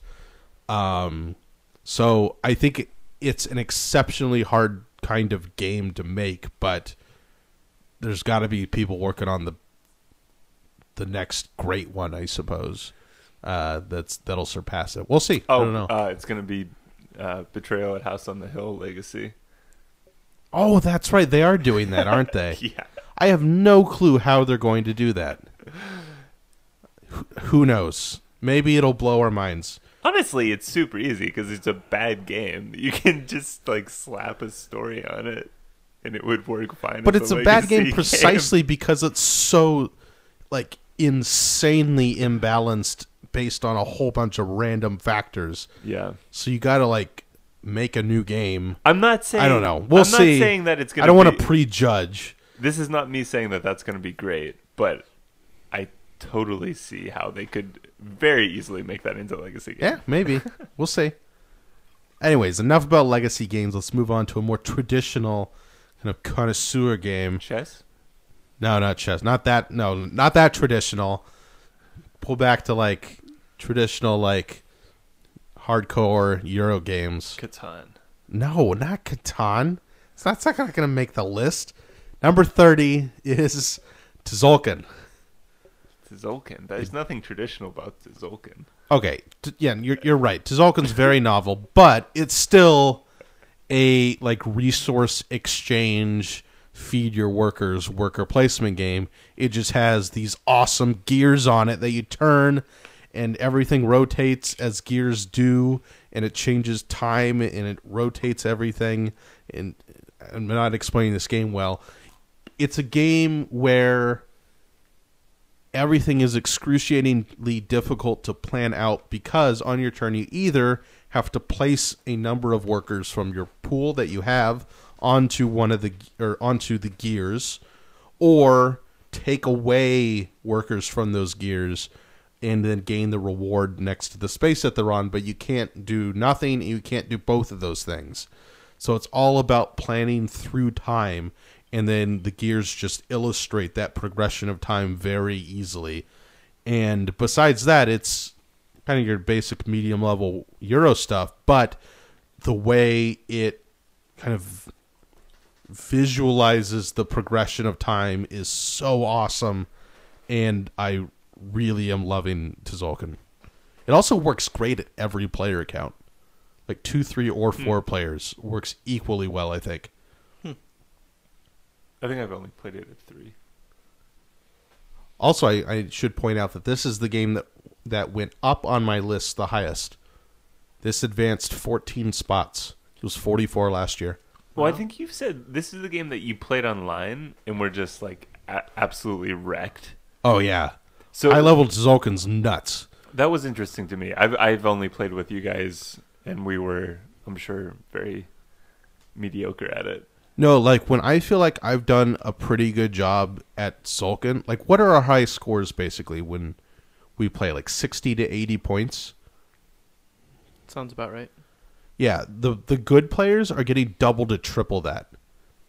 It's insane. Yeah. Like they're comprehending the game on such a different level than I am. But if you ignore that, it's just a delicious puzzle. Like you look at it and it looks beautiful. The art's so good in that game.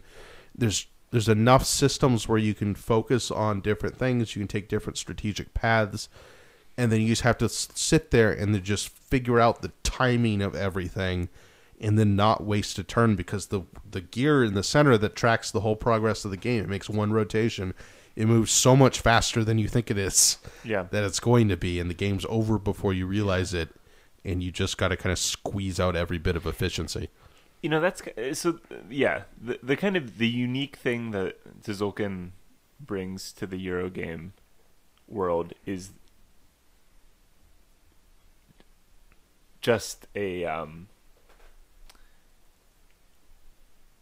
super importance of time, and it's just the way that it makes time, the progression of time, the turning of the gear, just kind of a central part of the game, really feels unique. Yeah, no, I completely agree. And that is why it's so high on my list. For a medium weight Euro, it's one of the top for me. There's not many above it here on the list. I remember when I played this, I thought this was a heavyweight. But I mean, if you really want to put the thought into it can be. It was for sure. Yeah. But to know how to play it, it's not too bad. Oh, my throat. Number 29, another Euro game we got to play just maybe a month ago.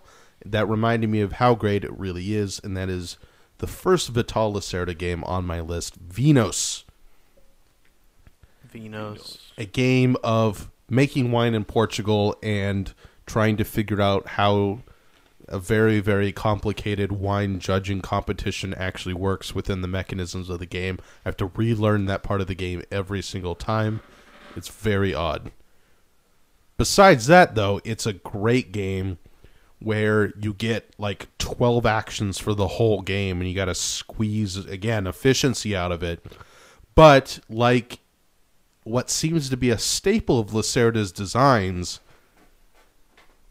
beginning, middle, and end game are all kind of available to you at once. And you can kind of do those things in not whatever order you want, but I think it's perfectly feasible to, if like great production stuff isn't available to you right off the bat, to snag some end game stuff or build up to something different than everyone else and then come back to the production. It's also compact that you're trying to build your engine while planning for the late game at the same time. Well, the thing is, there's hardly like a mid game. You have like your opening two or three moves to set up your estate. But you could do that in the mid game though. Like you could use those opening couple of turns to do something else, with whatever low value wine you have at the beginning, and then jump on the vineyard production stuff in the mid game when everyone else is off doing something else. And I think it still kind of works. Because there's such a penalty for doing what other people are doing. Yeah. No, I mean, yeah, maybe so. I don't know. The thing that really stands out to me about this game is that there are kind of three main categories of victory points. There's like exporting your wine, there's the wine festival itself, and there's all the bonuses in the upper corner. Right, yeah. And then I guess the fourth is kind of the bank, but that's a little bit less than the others. Sure, yeah. And you can go for like any combination of two of those and do well. Mm-hmm. Or even maybe some of everything. Or you could do a little bit of everything, yeah. But at least in the number of times we've played it, we haven't found that one of those strategies is the dominant strategy. Right. And it's very much has that do what someone else isn't doing, because there's not a lot of following actions or things like that in this game. And you don't want to be... There's not a... Like,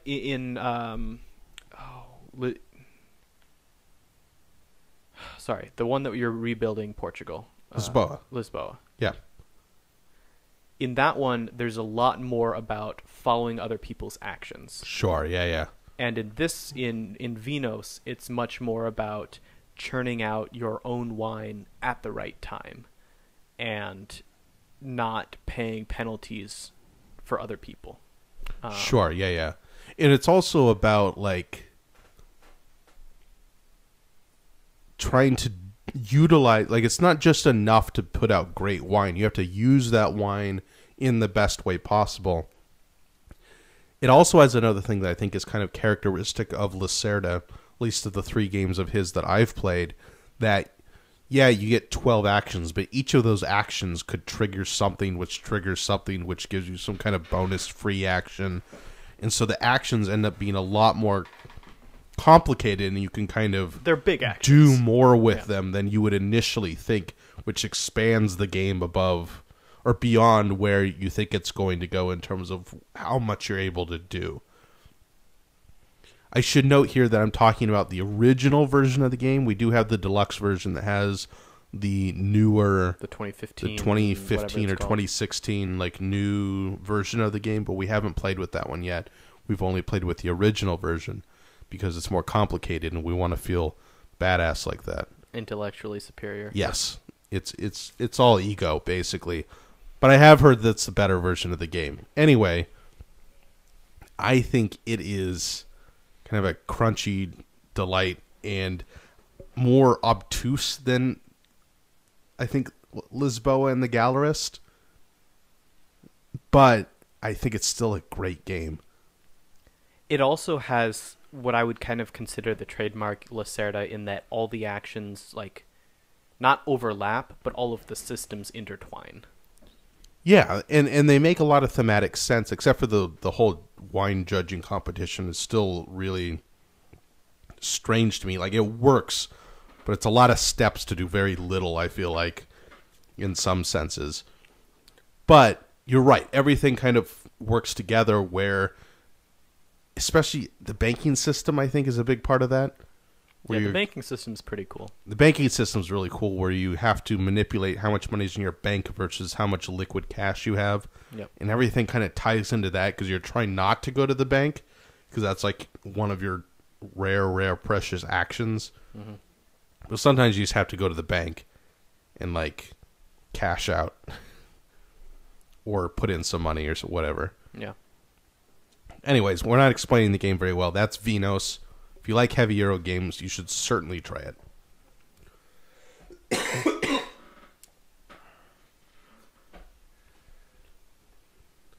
Number 28, we're going back to a theme here, and that is 3-player GMT games. The next one on the list, also about World War II, Triumph and Tragedy, which we got to play a few months ago, and it reminded me of how much I really, really enjoy that game. Surprisingly simple, I think, for what it is. Like it's much simpler than it looks. It's a block war game where it has the best part of a block war game where your blocks are actually hidden from all the other players, so they can see the number of blocks you have, but they can't see how powerful those units are because they rotate. Or which type of unit. Or what type of unit they are. Yep. And you've got the three main powers in World War II, at least in the European theater, the Allies, the Germans, and the Soviets. And it has this kind of simple card-based system for doing things, and you can pursue scientific endeavors to increase your technology or develop the atomic bomb, which is an end condition for the game.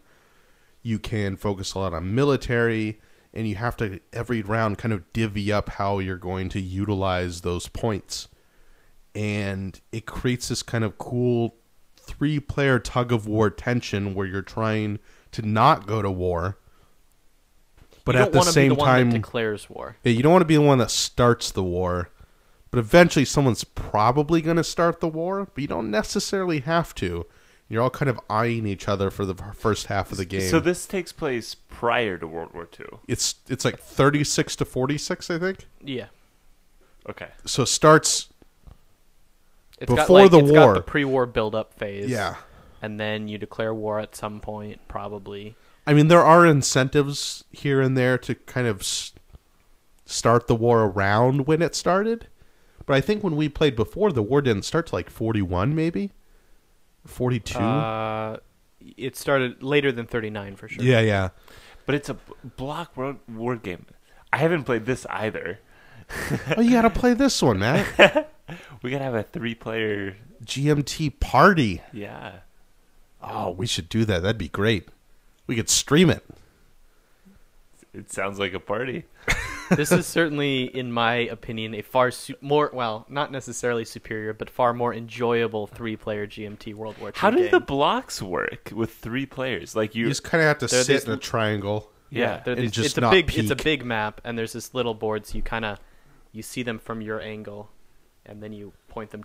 Everyone points their blocks towards themselves. There's a bit of an honor system. Like if you leaned over on your chair enough, you could probably see your partners or the person over there as blocks. But you're not going to do that because you're not a bad Reminds person. me when I cheated at Battleship as a small child.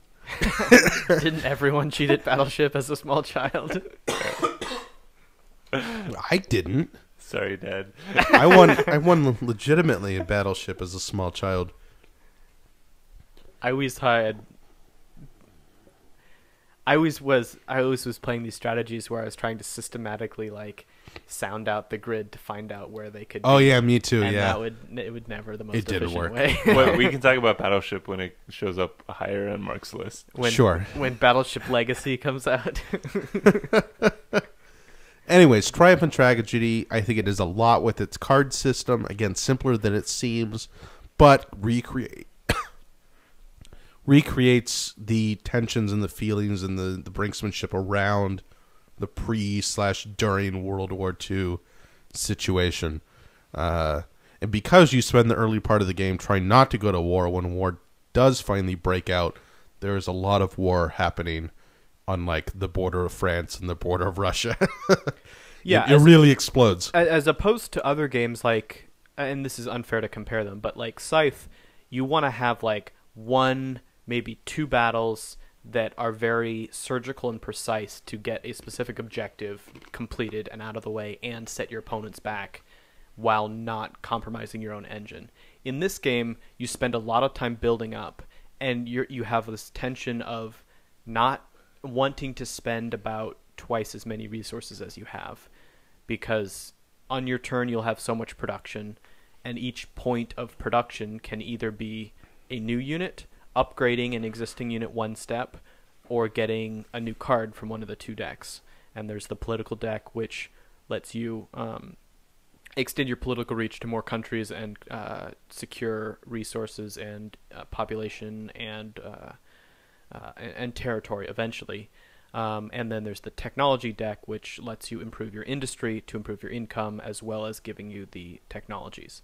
Oh, I forgot. Yeah, I forgot to mention the kind of passive-aggressive fighting over all the kind of auxiliary countries around the main powers. We are battling over, trying to like influence them, and then eventually, if you get them far enough, they become like a protectorate, and then get like annexed into your empire. Yep. Which can be significant and give you more income and stuff. So there's all this like political maneuvering going on, but you have to spend resources to get the cards to be able to do that, which is resources not going towards your technological buildup or your army buildup.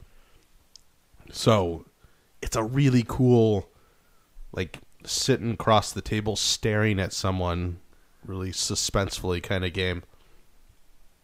That's how I imagine it. That's how I remember it from last time we played. Yeah. And we found that the war tends to go in about the same way it went in history, that the Axis and the Allies will usually go to war first, and the Axis will crush France, and then Russia will come in to balance out the two-front side, and then depending on how people spent their resources, or how much they spent on military production and useful techs, will determine how well you do on the military front. How would you characterize the difference between this and Churchill? They're completely different. Yeah, Churchill is like a game about politics and these political debates where you're playing cards to tug of war these issues away from the other players. And Triumph and Tragedy is a war game where you have this tug of war to secure resources, but you can't all play on the same countries. You only have the cards in your hand to play with. Well, the biggest distinction is that Churchill is a semi-cooperative game. Yeah, semi-cooperative. Mostly uncooperative. Mean, you're all trying to win the war. And a lot of the debating is around the resource allocation towards winning the war. Yeah. Like, what you're fighting over is all this kind of side stuff, but you're all ultimately kind of trying to go towards the same thing, just in a slightly different order than someone else.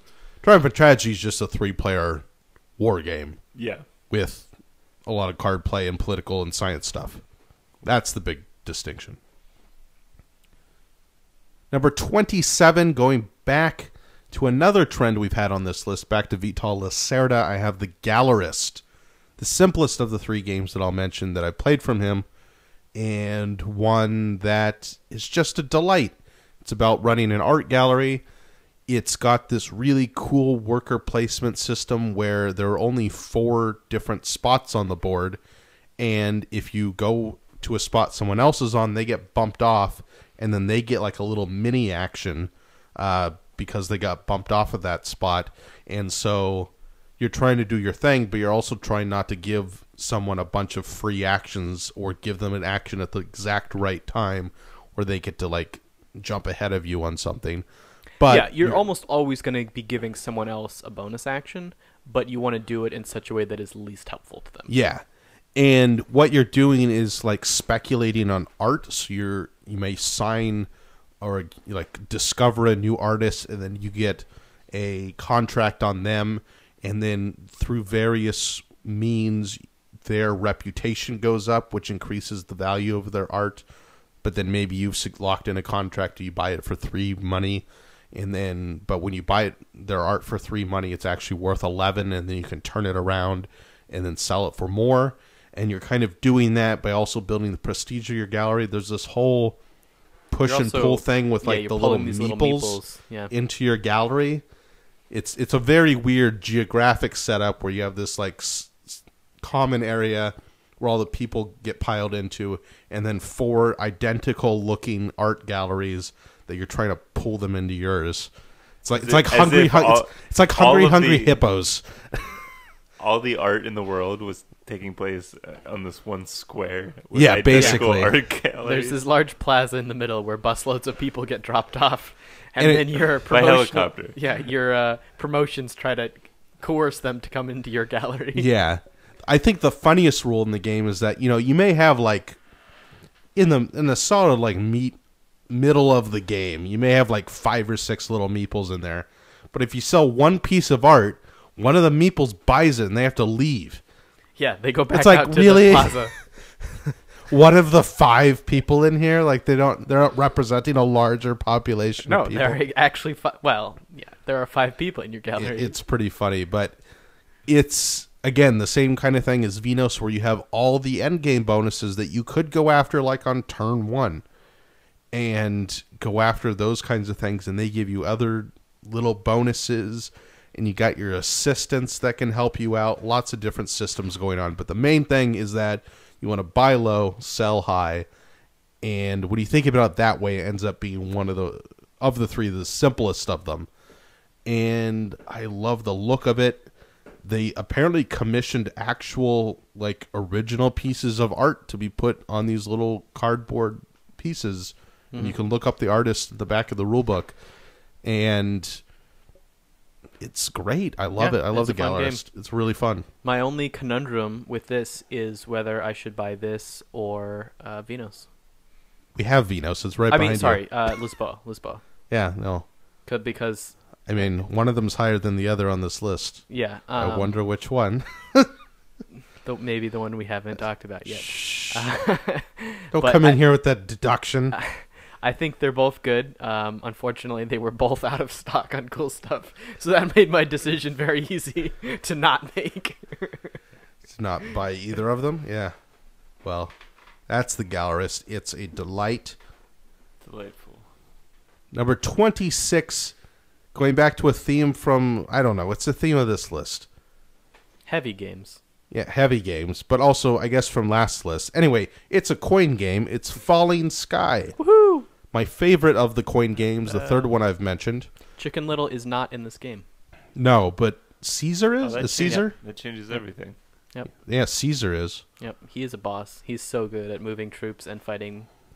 That reminds me of armies. Sir Digby Chicken Caesar, the greatest sketch ever, running sketch from... Number Wang is the best sketch. Number Wang's a close second for Mitchell and Webb. If you guys haven't seen whatever, I don't remember which I think it's that Mitchell and Webb look is the name of the show.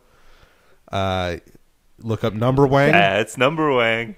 Look up the surprising adventures of Sir Digby Chicken Caesar. You will laugh for days. It's so funny. Anyways, Falling Sky is about Caesar trying to take over Gaul, right? Yep. Yeah, Gaul. Yeah, no, Pendragon's England. Yeah, Gaul. And it's a 4-player coin game, back like Fire in the Lake, and simpler than Fire in the Lake, certainly, and has such cool interactions. Again, not as cutthroat and insane as the interaction between South Vietnam and the United States in Fire in the Lake, but really fun, subtle interactions between the 3 Gallic tribes and the Romans. Yeah, this game has less directly passive-aggressive or aggressively passive-aggressive mechanics where you're actually like forced to share resources and try to do completely different things. It's more that the faction's general incentives are structured in such a way that you tend to fight the 2 Gallic tribes and ally with the Aedui as the Romans, and the 2 Gallic tribes, or the Celtics and the Belgics, just have no reason to fight each other. And right, yeah. because Rome is stronger militarily, it just makes sense for them to both kind of fight Rome. When I love how there's this incentive structure, or not incentive structure, just the mechanism of the game cause Rome to kind of charge out and like cover half the map, and then they all have to kind of retreat back. Yeah, you like plan your campaign for the year, and you're like, we're gonna go stamp out those Belgics, those rebellious Belgics again, and then we have to get back to Rome to. When you do that, do you ever think, "Am I the baddie?" That's another Mitchell and Webb reference. Wow, we're on a roll here. I gotta go watch some of those videos again. It's one of the funniest sketch shows ever. Anyways, yeah. And then the next year, you're like, oh my gosh, they've completely rebelled over in the Western Gaul. We have to go stamp out that rebellion and scatter all their tribes and gatherings and rebuild and then, our forts. You know, a lot of the time you Yeah. do your thing and you think you're doing great, and then the Germans come along and they just cut all your smack you supply around. lines, and Yeah. suddenly you're all starving in northern France, and you're stuck. stupid Germans they always get in the way. But Stupid Germans always invading France. Come on. come on. But it's approachable and accessible enough that I don't feel like every time I'm playing it I have to like relearn everything from scratch and then figure out what's going on. I can understand what's going on, and the interactions are subtle and interesting. You can understand how you can manipulate the game state and kind of balance the game if you see someone getting too close to winning. And so we tend to have really close, tight, exciting games of Falling Sky. Yep. And I think that's why I've ranked it the highest of the 3 coin games we have. Yep. Yeah, no, I It's agree. great. It's good. It's great. Yeah. Play it. If you like war games, play it. If you Absolutely. like, or just pick whatever coin game looks most interesting to you, honestly. If you've read Caesar's, what is it? What's the famous history book about that? Rise and Fall of the Roman Empire? No, there's one specifically called like Caesar's campaign against the Gauls, or Caesar's subjugation of the Gauls, or something. It's set like it covers like those 3 years from his campaigns against Gaul and then to the point where he goes back and crosses the Rubicon, and Alia to Est, and the whole. I guarantee if you go look up the PDF of the rulebook for Falling Sky, I bet there's a list of book recommendations in the rulebook. I wouldn't be surprised. Yeah. Number 25, going back to the Euro side of things, we got another winemaking game from Stonemaier Games, Viticulture.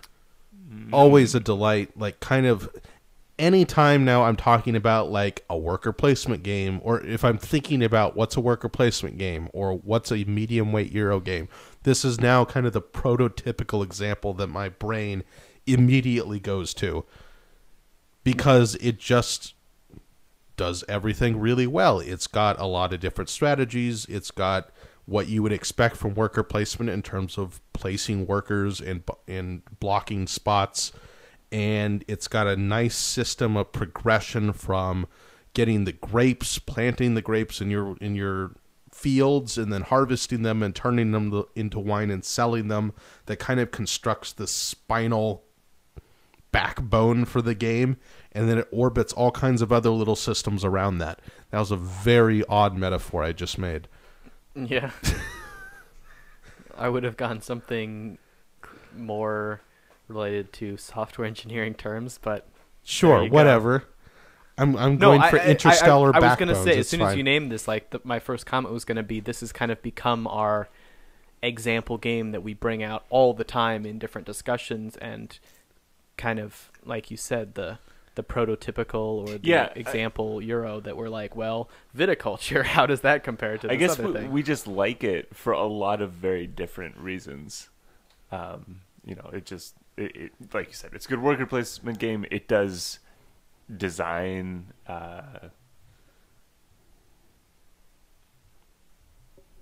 it does theme well. It just kind of does everything well. Yeah, and I remember when I wrote my review about it, the thing I realized is that we've played with Tuscany mostly recently, which adds a lot of complexity to the game, honestly. But the base game, like, kind of fairly simple in terms of Euro games, I think. Not because there's not a lot of mechanisms or not a lot of strategy, but because you can explain everything in terms of the theme.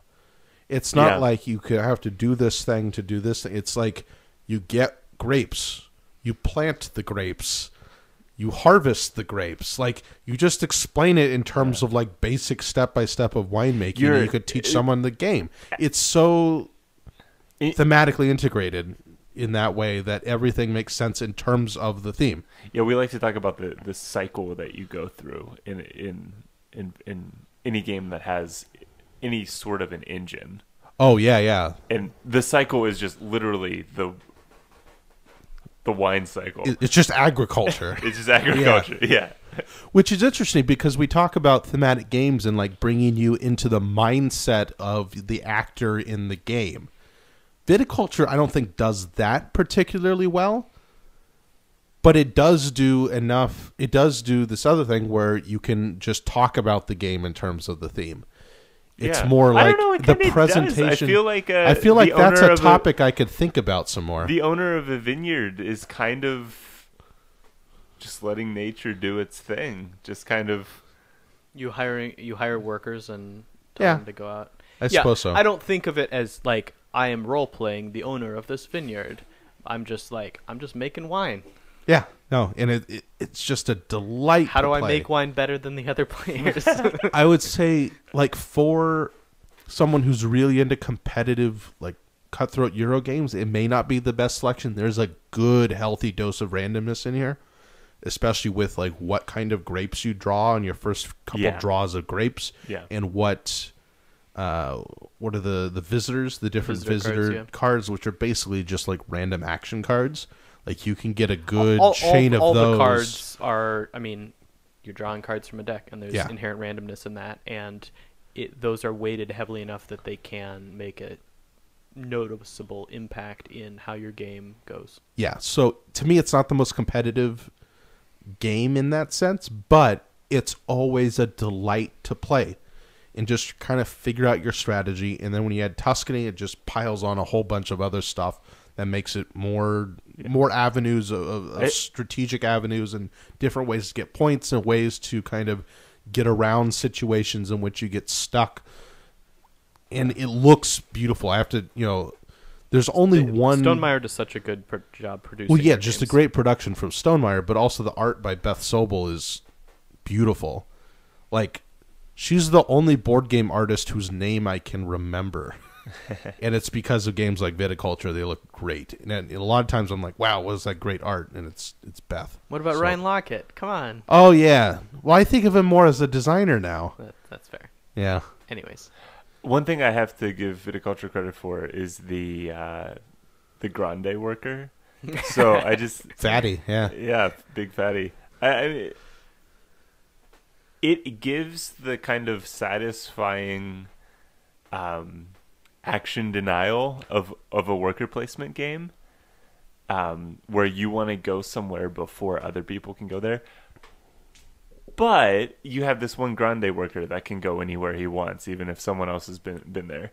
And I think that's a really well executed balance between worker placement where you're denying other people spots, but not as cutthroat as like Agricola. Yeah, absolutely agreed. Number 24, we're going to the surprise, or a surprise from PAX Unplugged last year. And that is Downforce. Downforce. Hilarious racing, I'd say, party game from Restoration Games. It's an old design from the 80s, I believe, from Wolfgang Kramer, I think, that they updated and redid and changed a couple of things because that's what Restoration Games does. And honestly, I think it is hilarious. And apparently, like, among the board game people, like the critics out there, some of them really like it, but by and large, people are like, yeah, it's pretty good. I'm like, this game's great. You just kind of, like, there's a good amount of strategy. There's the bidding thing. There's little passive powers. And ultimately, you're just trying to figure out the best way to, like, clog up the racetrack and then really frustrate other people. Yeah, and clog then, it up in a way that just marginally benefits you. Yeah, marginally benefit you and make the person next to you really angry and then laugh in their face and then secretly bet on this other card because you know you have a bunch of cards that'll help them out in the end. And just the visuals of this stupid car race going on where they all zoom out and then you get to a narrow spot and it kind of clogs up like a sink drain, and then someone pushes through and a bunch of other cars go through that lane, all the while you're trying to predict who's going to win and trying to get your car ahead. I think it's an absolute blast. I love Downforce. And it's a good length. So yeah, it takes like 30 minutes. it's like 30 minutes. And you can play with up to 6 players. It's a great party game. It's the perfect length for what it is. I'll say that. It's great. I know one person we talked to said that they were a little disappointed because they kind of expected it or were hoping that it was this like heavier strategy game, and it's really not. It's just this. It's just a fun little racing game. No, it's a game designed. It's a taunting facilitator. It's designed so that you can mock your friends, and for that I love it. Yeah. So I played the expansion board at this last PAX East. Were you playing with us? I saw it. I didn't play that game though. And it kind of simultaneously excited me because these two new boards just kind of create new ways in which the cars can pile up and result in those situations where you're creating bottlenecks and taunting your friends in new and fun ways. But also, it felt a little more. It felt a little tired to me, in a way that I was surprised. To where I'm less certain of the replayability now than I thought I was a year ago when we played this or when we played this at PAX Unplugged. I don't know. I don't think I'll get tired of it, honestly. Yeah, but then again, like, it's a 30-minute game where you have kind of marginal strategy. I think that's a good way to describe the strategy of playing cards to move the cards. Balanced with the betting and the bidding, which is really kind of what makes it brilliant, that you're balancing those things. Yeah, it's the kind of game where I look forward to keeping it in my collection for like decades, because I know when I have guests over, I can pull it out and it's going to be simple to teach them and they're going to have a blast. And when I have kids and they're like 5, 6, 7 years old, I can pull this out and it's going to be simple enough for them to learn and it's going to look colorful. Yeah. And they're going to have a blast blocking me on the roads. And then when we get tired at the end of the night, we're at 30 minutes before people want to go home, we can pull it out and we're all going to have a great time. Like, it fits in so many situations. And part of me when I say that is like, well, that's not a legitimate like praise of the game, but it kind of is. Like, it's not just that it fits into all those different spots, it's that it does that while still being fun for every one of those groups playing it. That's why I think it's great. It's I love it. Downforce, number 24. Number 23 kind of fits into the same slot, though. The same kind of thing. Pull it out anytime. Easy to learn, easy to teach. Bananagrams. It's not Bananagrams. Think of it does involve words, though. And that's Codenames. The next Vlada game on the list, number 23. Another party game. I think the highest party game on my list. I think those are the last two party games. Let's see here. This slipped a bit from last year. Depends on your definition of party game. This slipped only 5 slots. Every game is a party game, depending which on how is boring you are. It dropped fewer slots than the new additions above it, so it actually relatively increased. Okay. Yeah. Cool. Codenames. Classic design now, like, you know, if you can call a game that's 3 years old a classic, like a modern classic, this has got to be one of them. Yeah, it's got to be. Like, in terms of popularity and how much it's influenced, you know, games we're seeing that are coming out right now. The new hot one, Decrypto, is, I mean, would that exist without Codenames? Probably not. No, I think Codenames kind of defines a genre in the way that the Resistance defines a genre. It kind of pockets this genre of word association guessing games and then opens up the door for lots of really cool variations on it. I don't know if there's much more to say. It's accessible to a lot of people and really interesting to a lot of people, but I think it's brilliant in kind of subtle ways.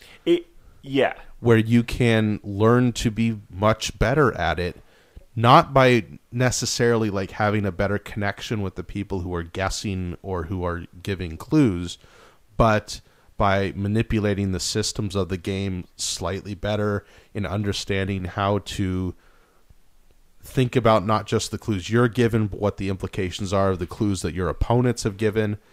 And so you can play it as casually or as competitively as you want, and it's still really fun to just guess words or come up with really cool clues. And it's so fun to see someone come up with a really clever, creative clue, even if it fails. Like, I love doing that. I'm horrible at code names. Absolutely. But I love trying to get those 4-word clues, and every once in a blue moon it works. Yeah, we played Codenames, I guess, like a week and a half ago when I was visiting some friends in Pittsburgh, and it was a great time. I had a moment where I gave what I thought was I had 2 words that I was gonna link, and I was like, I think this will be the right word, and then I was like, no, I'm gonna shift it like a couple steps towards this other word to make sure they get this one, because I'm pretty sure they'll connect it this way, and then they started like naming things it could be, and they named the assassin, and I had this moment of panic where I was like, oh crap, you could, I suppose, connect that with the word that I gave, because I shifted it like a few kind of degrees over in the other direction. And, you know, thankfully it worked out in the end, but you just have to sit there with this terror and not show anything on your face. And yeah, it's great. The panic when they start considering the assassin word's awful. It's so bad. Yeah. I also gave what I thought was a brilliant clue. We had Ghost and Crown, and I thought of Hamlet to connect them. But no one at the table on my team had read Hamlet, and they didn't know that there's a ghost in Hamlet. Oh my goodness. So they were guessing like... Is there a ghost in Macbeth too? Maybe. I didn't know that one as well, though. Okay. Yeah. Doesn't Lady Macbeth Yeah, come back she- as a ghost at one point? Oh, I forget that. Doesn't he soliloquize at her or something? Or no, she sees a ghost. Yeah. I don't remember exactly how that plays out, but yeah, she's definitely seeing. No, I hate Macbeth anyway. It's so dumb. Really? That was one of the loved Shakespeare's it. I had to read in high school. I read that one. That was and Julius Caesar. I enjoyed Macbeth in Twelfth more Night. than Hamlet in high school. I just thought the whole prophecy thing was really dumb. I don't know. And then Birnam Wood is awesome. And then it's Out Damn Spot is awesome. Yeah, if I went back, I'd probably appreciate it. But I think it's the same thing as this. Here's a tangent, but it's the same thing as in Lord of the Rings. I'm no man. Like, it's that kind of like prophecy loophole stuff. I roll my eyes at that so much. Yeah. And that's what the whole plot centered around in Macbeth, No, basically. but yeah, but in Macbeth, kind of Macbeth and Lady Macbeth take opposite trajectories, right?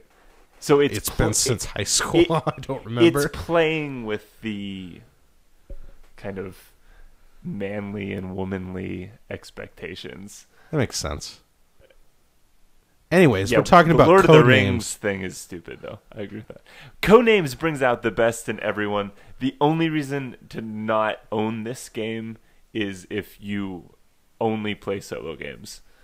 Or if you hate fun. If you hate fun, We should note that there's Codenames Duets that are, is that right? Yes. Which Yeah. I think came out maybe last year.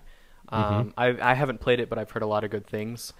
I don't remember the exact mechanisms, but it sounded very intriguing. Yeah, basically, from what I know, you're giving clues to the other side of the table, and you each have you're both looking at kind of a grid card, like a key card, to tell you which words are yours. And I think there are 9 good words, and you each know 6 of them.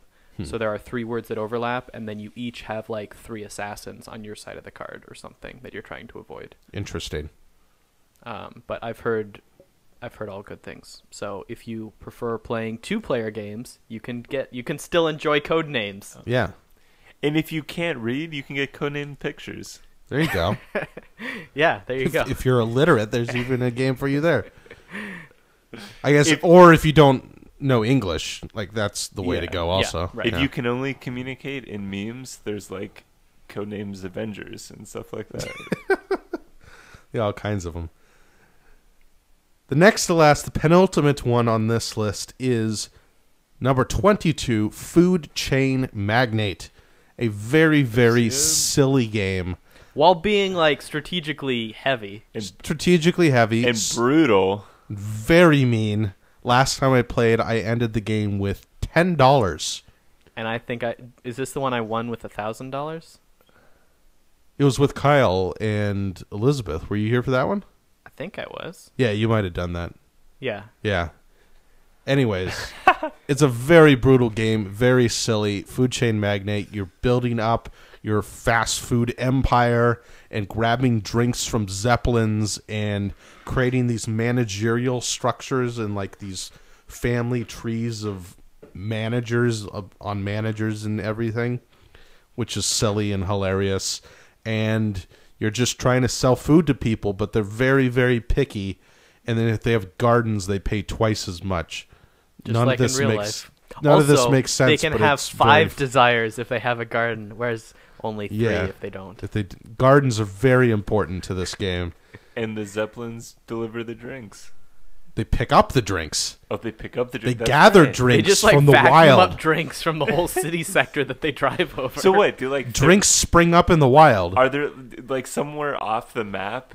All the thirsty people go to get on the Zeppelins, and then they just drive around and get drink. No, the drinks? the shops send out the Zeppelins to vacuum them all up from the wild. Okay. from and then- from the side of the and, road. and then you like plaster billboards outside people's house windows to force them to want your drinks, and so they will come to your restaurant and buy drinks from you.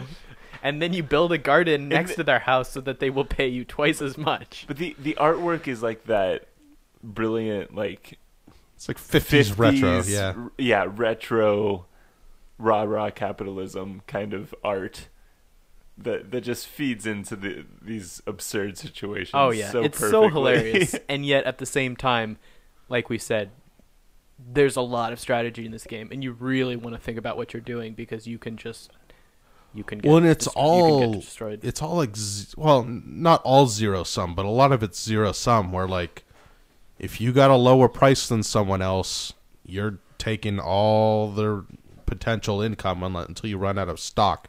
Yeah, and it's not brutal in the way that you like invade someone's territory and destroy their armies. It's that in the way that capitalism can be brutal, and that you outcompete them and have better positioned in the market and take all the money. Yeah, exactly. And then it snowballs from there, and you end up with $1,000 to 10.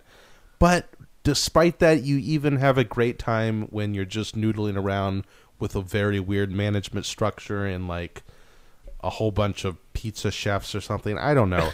It's a very silly game, a very brutal game. Or just an and army a great of waitresses. One. Yeah, an army of waitresses. No one's gone for the all waitress strategy, but it's maybe viable. I don't know. It's hard to explain the appeal of this game other than that it's both very silly and very interesting.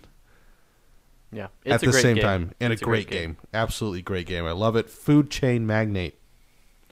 You've said penultimate twice now in this podcast. It's a great word. It's a wonderful world. It's a wonderful word.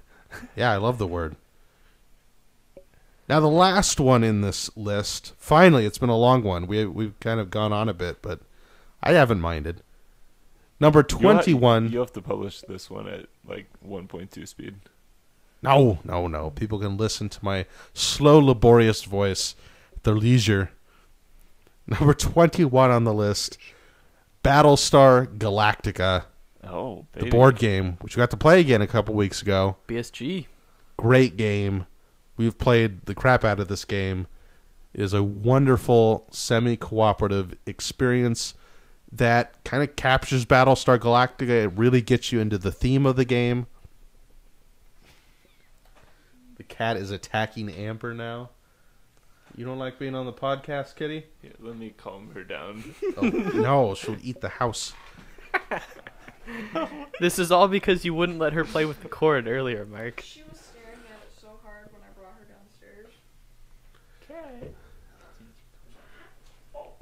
It's a game in which some of you are going to be Cylons, and the rest of you will be noble humans, and that can change halfway through the game when maybe you'll become a Cylon. You were one all along and didn't know it. And you're trying to survive all these crises that are befalling the Battlestar Galactica and all the civilian ships surrounding it, fighting off Cylon spaceships and base stars and all that good stuff. Another Fantasy Flight game with a whole bunch of cards and goodies and little miniatures, and everyone gets to play a different player. But at the core of the game, you have the crisis management system, which I think is really, really, really good. Yeah. Because you get this crisis, it has a certain point threshold for how much contribution total the group has to contribute to the resolving of this crisis, but only certain colors of cards and types of cards will be able to contribute to them. Any other colors of cards that are thrown into the pool will impact that score negatively, but everything is put face down and then shuffled, and then there's even a deck that adds 2 cards at random, the Destiny deck, and then you see if you've resolved the crisis. And it's both a really good game mechanism in that it allows there to be a lot of intrigue on who the humans are and who the Cylons are, and if someone's deliberately trying to throw the result or if everyone just kind of miscalculated, but also simulates kind of the panic that happens around a big crisis among a large group of people where you don't have perfect communication and everyone kind of has to pitch in as best as they can. Or if you're antagonistic towards it, you can kind of slip away and not help at all, or maybe loosen a bolt somewhere and cause something worse to happen. Yeah. So it works both on a thematic and mechanical level. Yeah. And it's a great time. I love it. There's also 3 solid to great expansions for this game. Yeah, I think the game's basically out of print right now, sadly. Oh, really? I know the expansions are. I think that the rumor is they kind of lost the license to do more reprints or something, which is sad. But if you do want to get the Battlestar Galactica experience, I would recommend the second and third expansions. The first one's kind of optional, the Pegasus one. Exodus and Daybreak, I think, really improved the game. Yeah, Exodus mainly, that's the one with the extra board, the Cylon build-up board. Yeah, that makes the attacking ships system work better, yeah. Again, but much more mechanically and thematically better. Yeah, and then Daybreak has the new characters, and I forget all the The mechanics. mutineer, the balancing Mutineer. thing. Yeah. So That's it right. just balances the game very well. right for different because player the counts. the base game has some issues with certain player counts. I think it's really best at maybe 5. 5, exactly, Yeah, exactly 5. 5. Whereas Daybreak really makes it work at like 4 to 7. 4 and 6, maybe 7 as well. Yeah, yeah. Although I will say the Cylon Leaders is meh. We've played it a couple times, and every time it just There's I some don't know. aspects of all the It is expansions interesting. you don't really want to Yeah. play with, Yeah, but yeah. there's some really critical ones in Exodus and Daybreak. Yep, for sure. It's a great game. Yeah, another game where you can taunt your friends. You used to do it for a longer period of time than in Downforce. Yeah, being a Cylon is just nerve-wracking and exhilarating. But being a human is like it's a really fun game to Is paranoia try to manage this spaceship where so many things are going wrong, and you want to make it home. Which is really cool. I mean, for me, this game was kind of like the game that replaced Rebellion. Not replaced, but Rebellion. sorry, Resistance. It's the game that kind of took over some of the time that we were playing Resistance. Because it's more of an actual game where you actually have something you're trying to achieve, and you're managing these different dials of resource type things. Mm-hmm. But it has that same element of there's a traitor among us. That's just so much fun. Well, and the neat thing is that the game's still fun even if you took away the traitor thing. Right. Or right. in portions of the game where everyone's, like in the first half of the game where everyone's reasonably certain that there isn't a Cylon yet. Sometimes that's the most nerve-wracking thing, is you think that neither of the Cylons have come out, which is possible until halfway through. Yeah, yeah. And even then it's challenging and interesting and lots of cool abilities and decisions you have to make. We've had games where I think it's all humans, but there's just so much paranoia going around that the humans really sabotage themselves. Yeah, sometimes.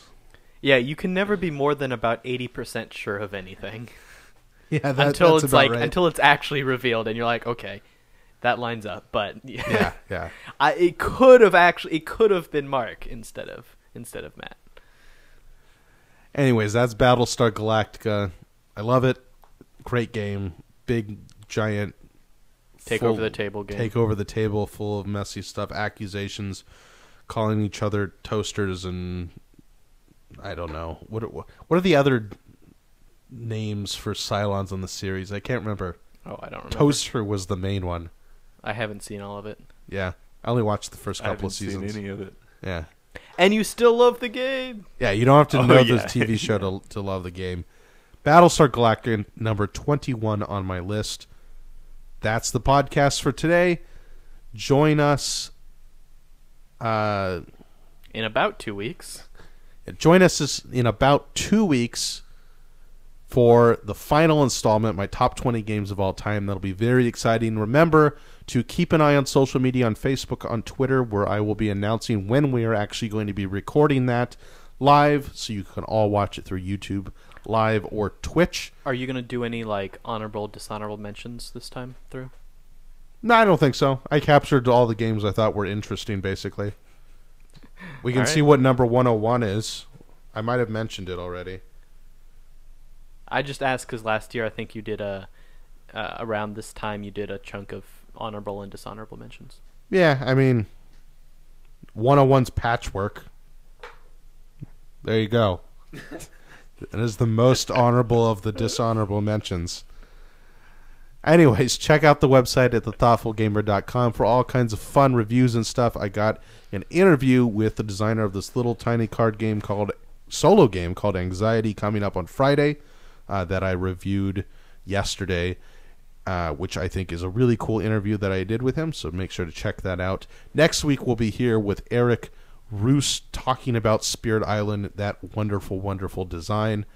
And don't forget, if you want to watch that live and you want to be part of our awesome community where we talk about board games and all kinds of fun stuff on our Discord channel, go to patreon.com/thethoughtfulgamer. Help us stay afloat and be able to pay for our running costs for this podcast and for the Thoughtful Gamer Enterprise. And finally, I remembered at this time, remember to rate and review this podcast on iTunes to help us move up in whatever rankings there are in podcasts. I don't know. Fun fact, we discussed Black Hat SEO on the Discord a few days ago. Oh yeah, this seems very white hat. This is definitely white like just hat. Begging, pleading. No, this is saying if you like our podcast, tell other people about it. Sure, yeah, do that. That sounds very nice. I don't think you're in danger of doing anything Black Hat. I wouldn't even know if I did it. If you're doing any SEO, it's definitely not Black Hat. No, every time I type something, the WordPress widget I got is like, this is not SEO compatible. Please repeat your keywords more often. And I'm like, I didn't set any keywords. Then I think that's probably the problem. Anyways, yeah, I really rely on word of mouth here because I'm bad at social media and I don't put any effort into SEO because I know that ruins the pros. I don't want anything influencing my writing. I don't want search results. Well, you do, but... I mean, I do, but I don't want to write... I used to do freelance writing for websites and such, and the people who were really into SEO wanted a pile of garbage on their website just because it hit all their keywords, and that was no good. Anyways, I like it when people tell their friends about the Thoughtful Gamers, so if you enjoy this, tell your friends. That's all I got to say. And that's it for the podcast. My throat's almost gone. I can barely talk. I sound weird in my own head, so bye, everyone. Peace out. Good night. Oh, gosh. Thanks for watching, everyone. Oh. Yeah, you guys get to hear how much Mark has to edit out of this one. Woo. Yeah. We had a lot of... If we recorded this 2 days ago, I wouldn't have made it. My throat was very sore. Yeah. But I think it's getting better. It's on the decline. I'm serious. Alcohol is not helping your sore throat. It's fine. I did find a Time Magazine article where they said 2 drinks a day supposedly increases your life expectancy by 18%, but I didn't read any farther to find out. I think the main context thing of is that it reduces your risk of heart disease. That's the alcohol benefit, which is obvious, is the most significant cause of death. At least once you hit a certain age. Once you make it to 50 or something. Yeah. Which, most people do. Thanks for watching, everybody. That was a bit longer than I wanted, but that's okay. I think we had some good talks. We moved our mouth and words came out, and they were nice. Good sounds made. Yeah, sounds formed into words, Patterns. into sentences. Yeah. There was interesting vibrated air that projected from our... Traveled through space and time. It did actually travel through space and time. I wasn't being sarcastic. It did. And then it bounced off of a little magnet in these metallic tubes in front of us, and is transmitted to the internet for all of you to hopefully enjoy. Oh man! Via V-tubes. Via some tubes, yes. A series of tubes. A series of tubes. Exactly. That's how this works. Oh man! All right. I will put it on social media when I'm doing the next broadcast, and you all can join us then. Thanks for watching, everybody.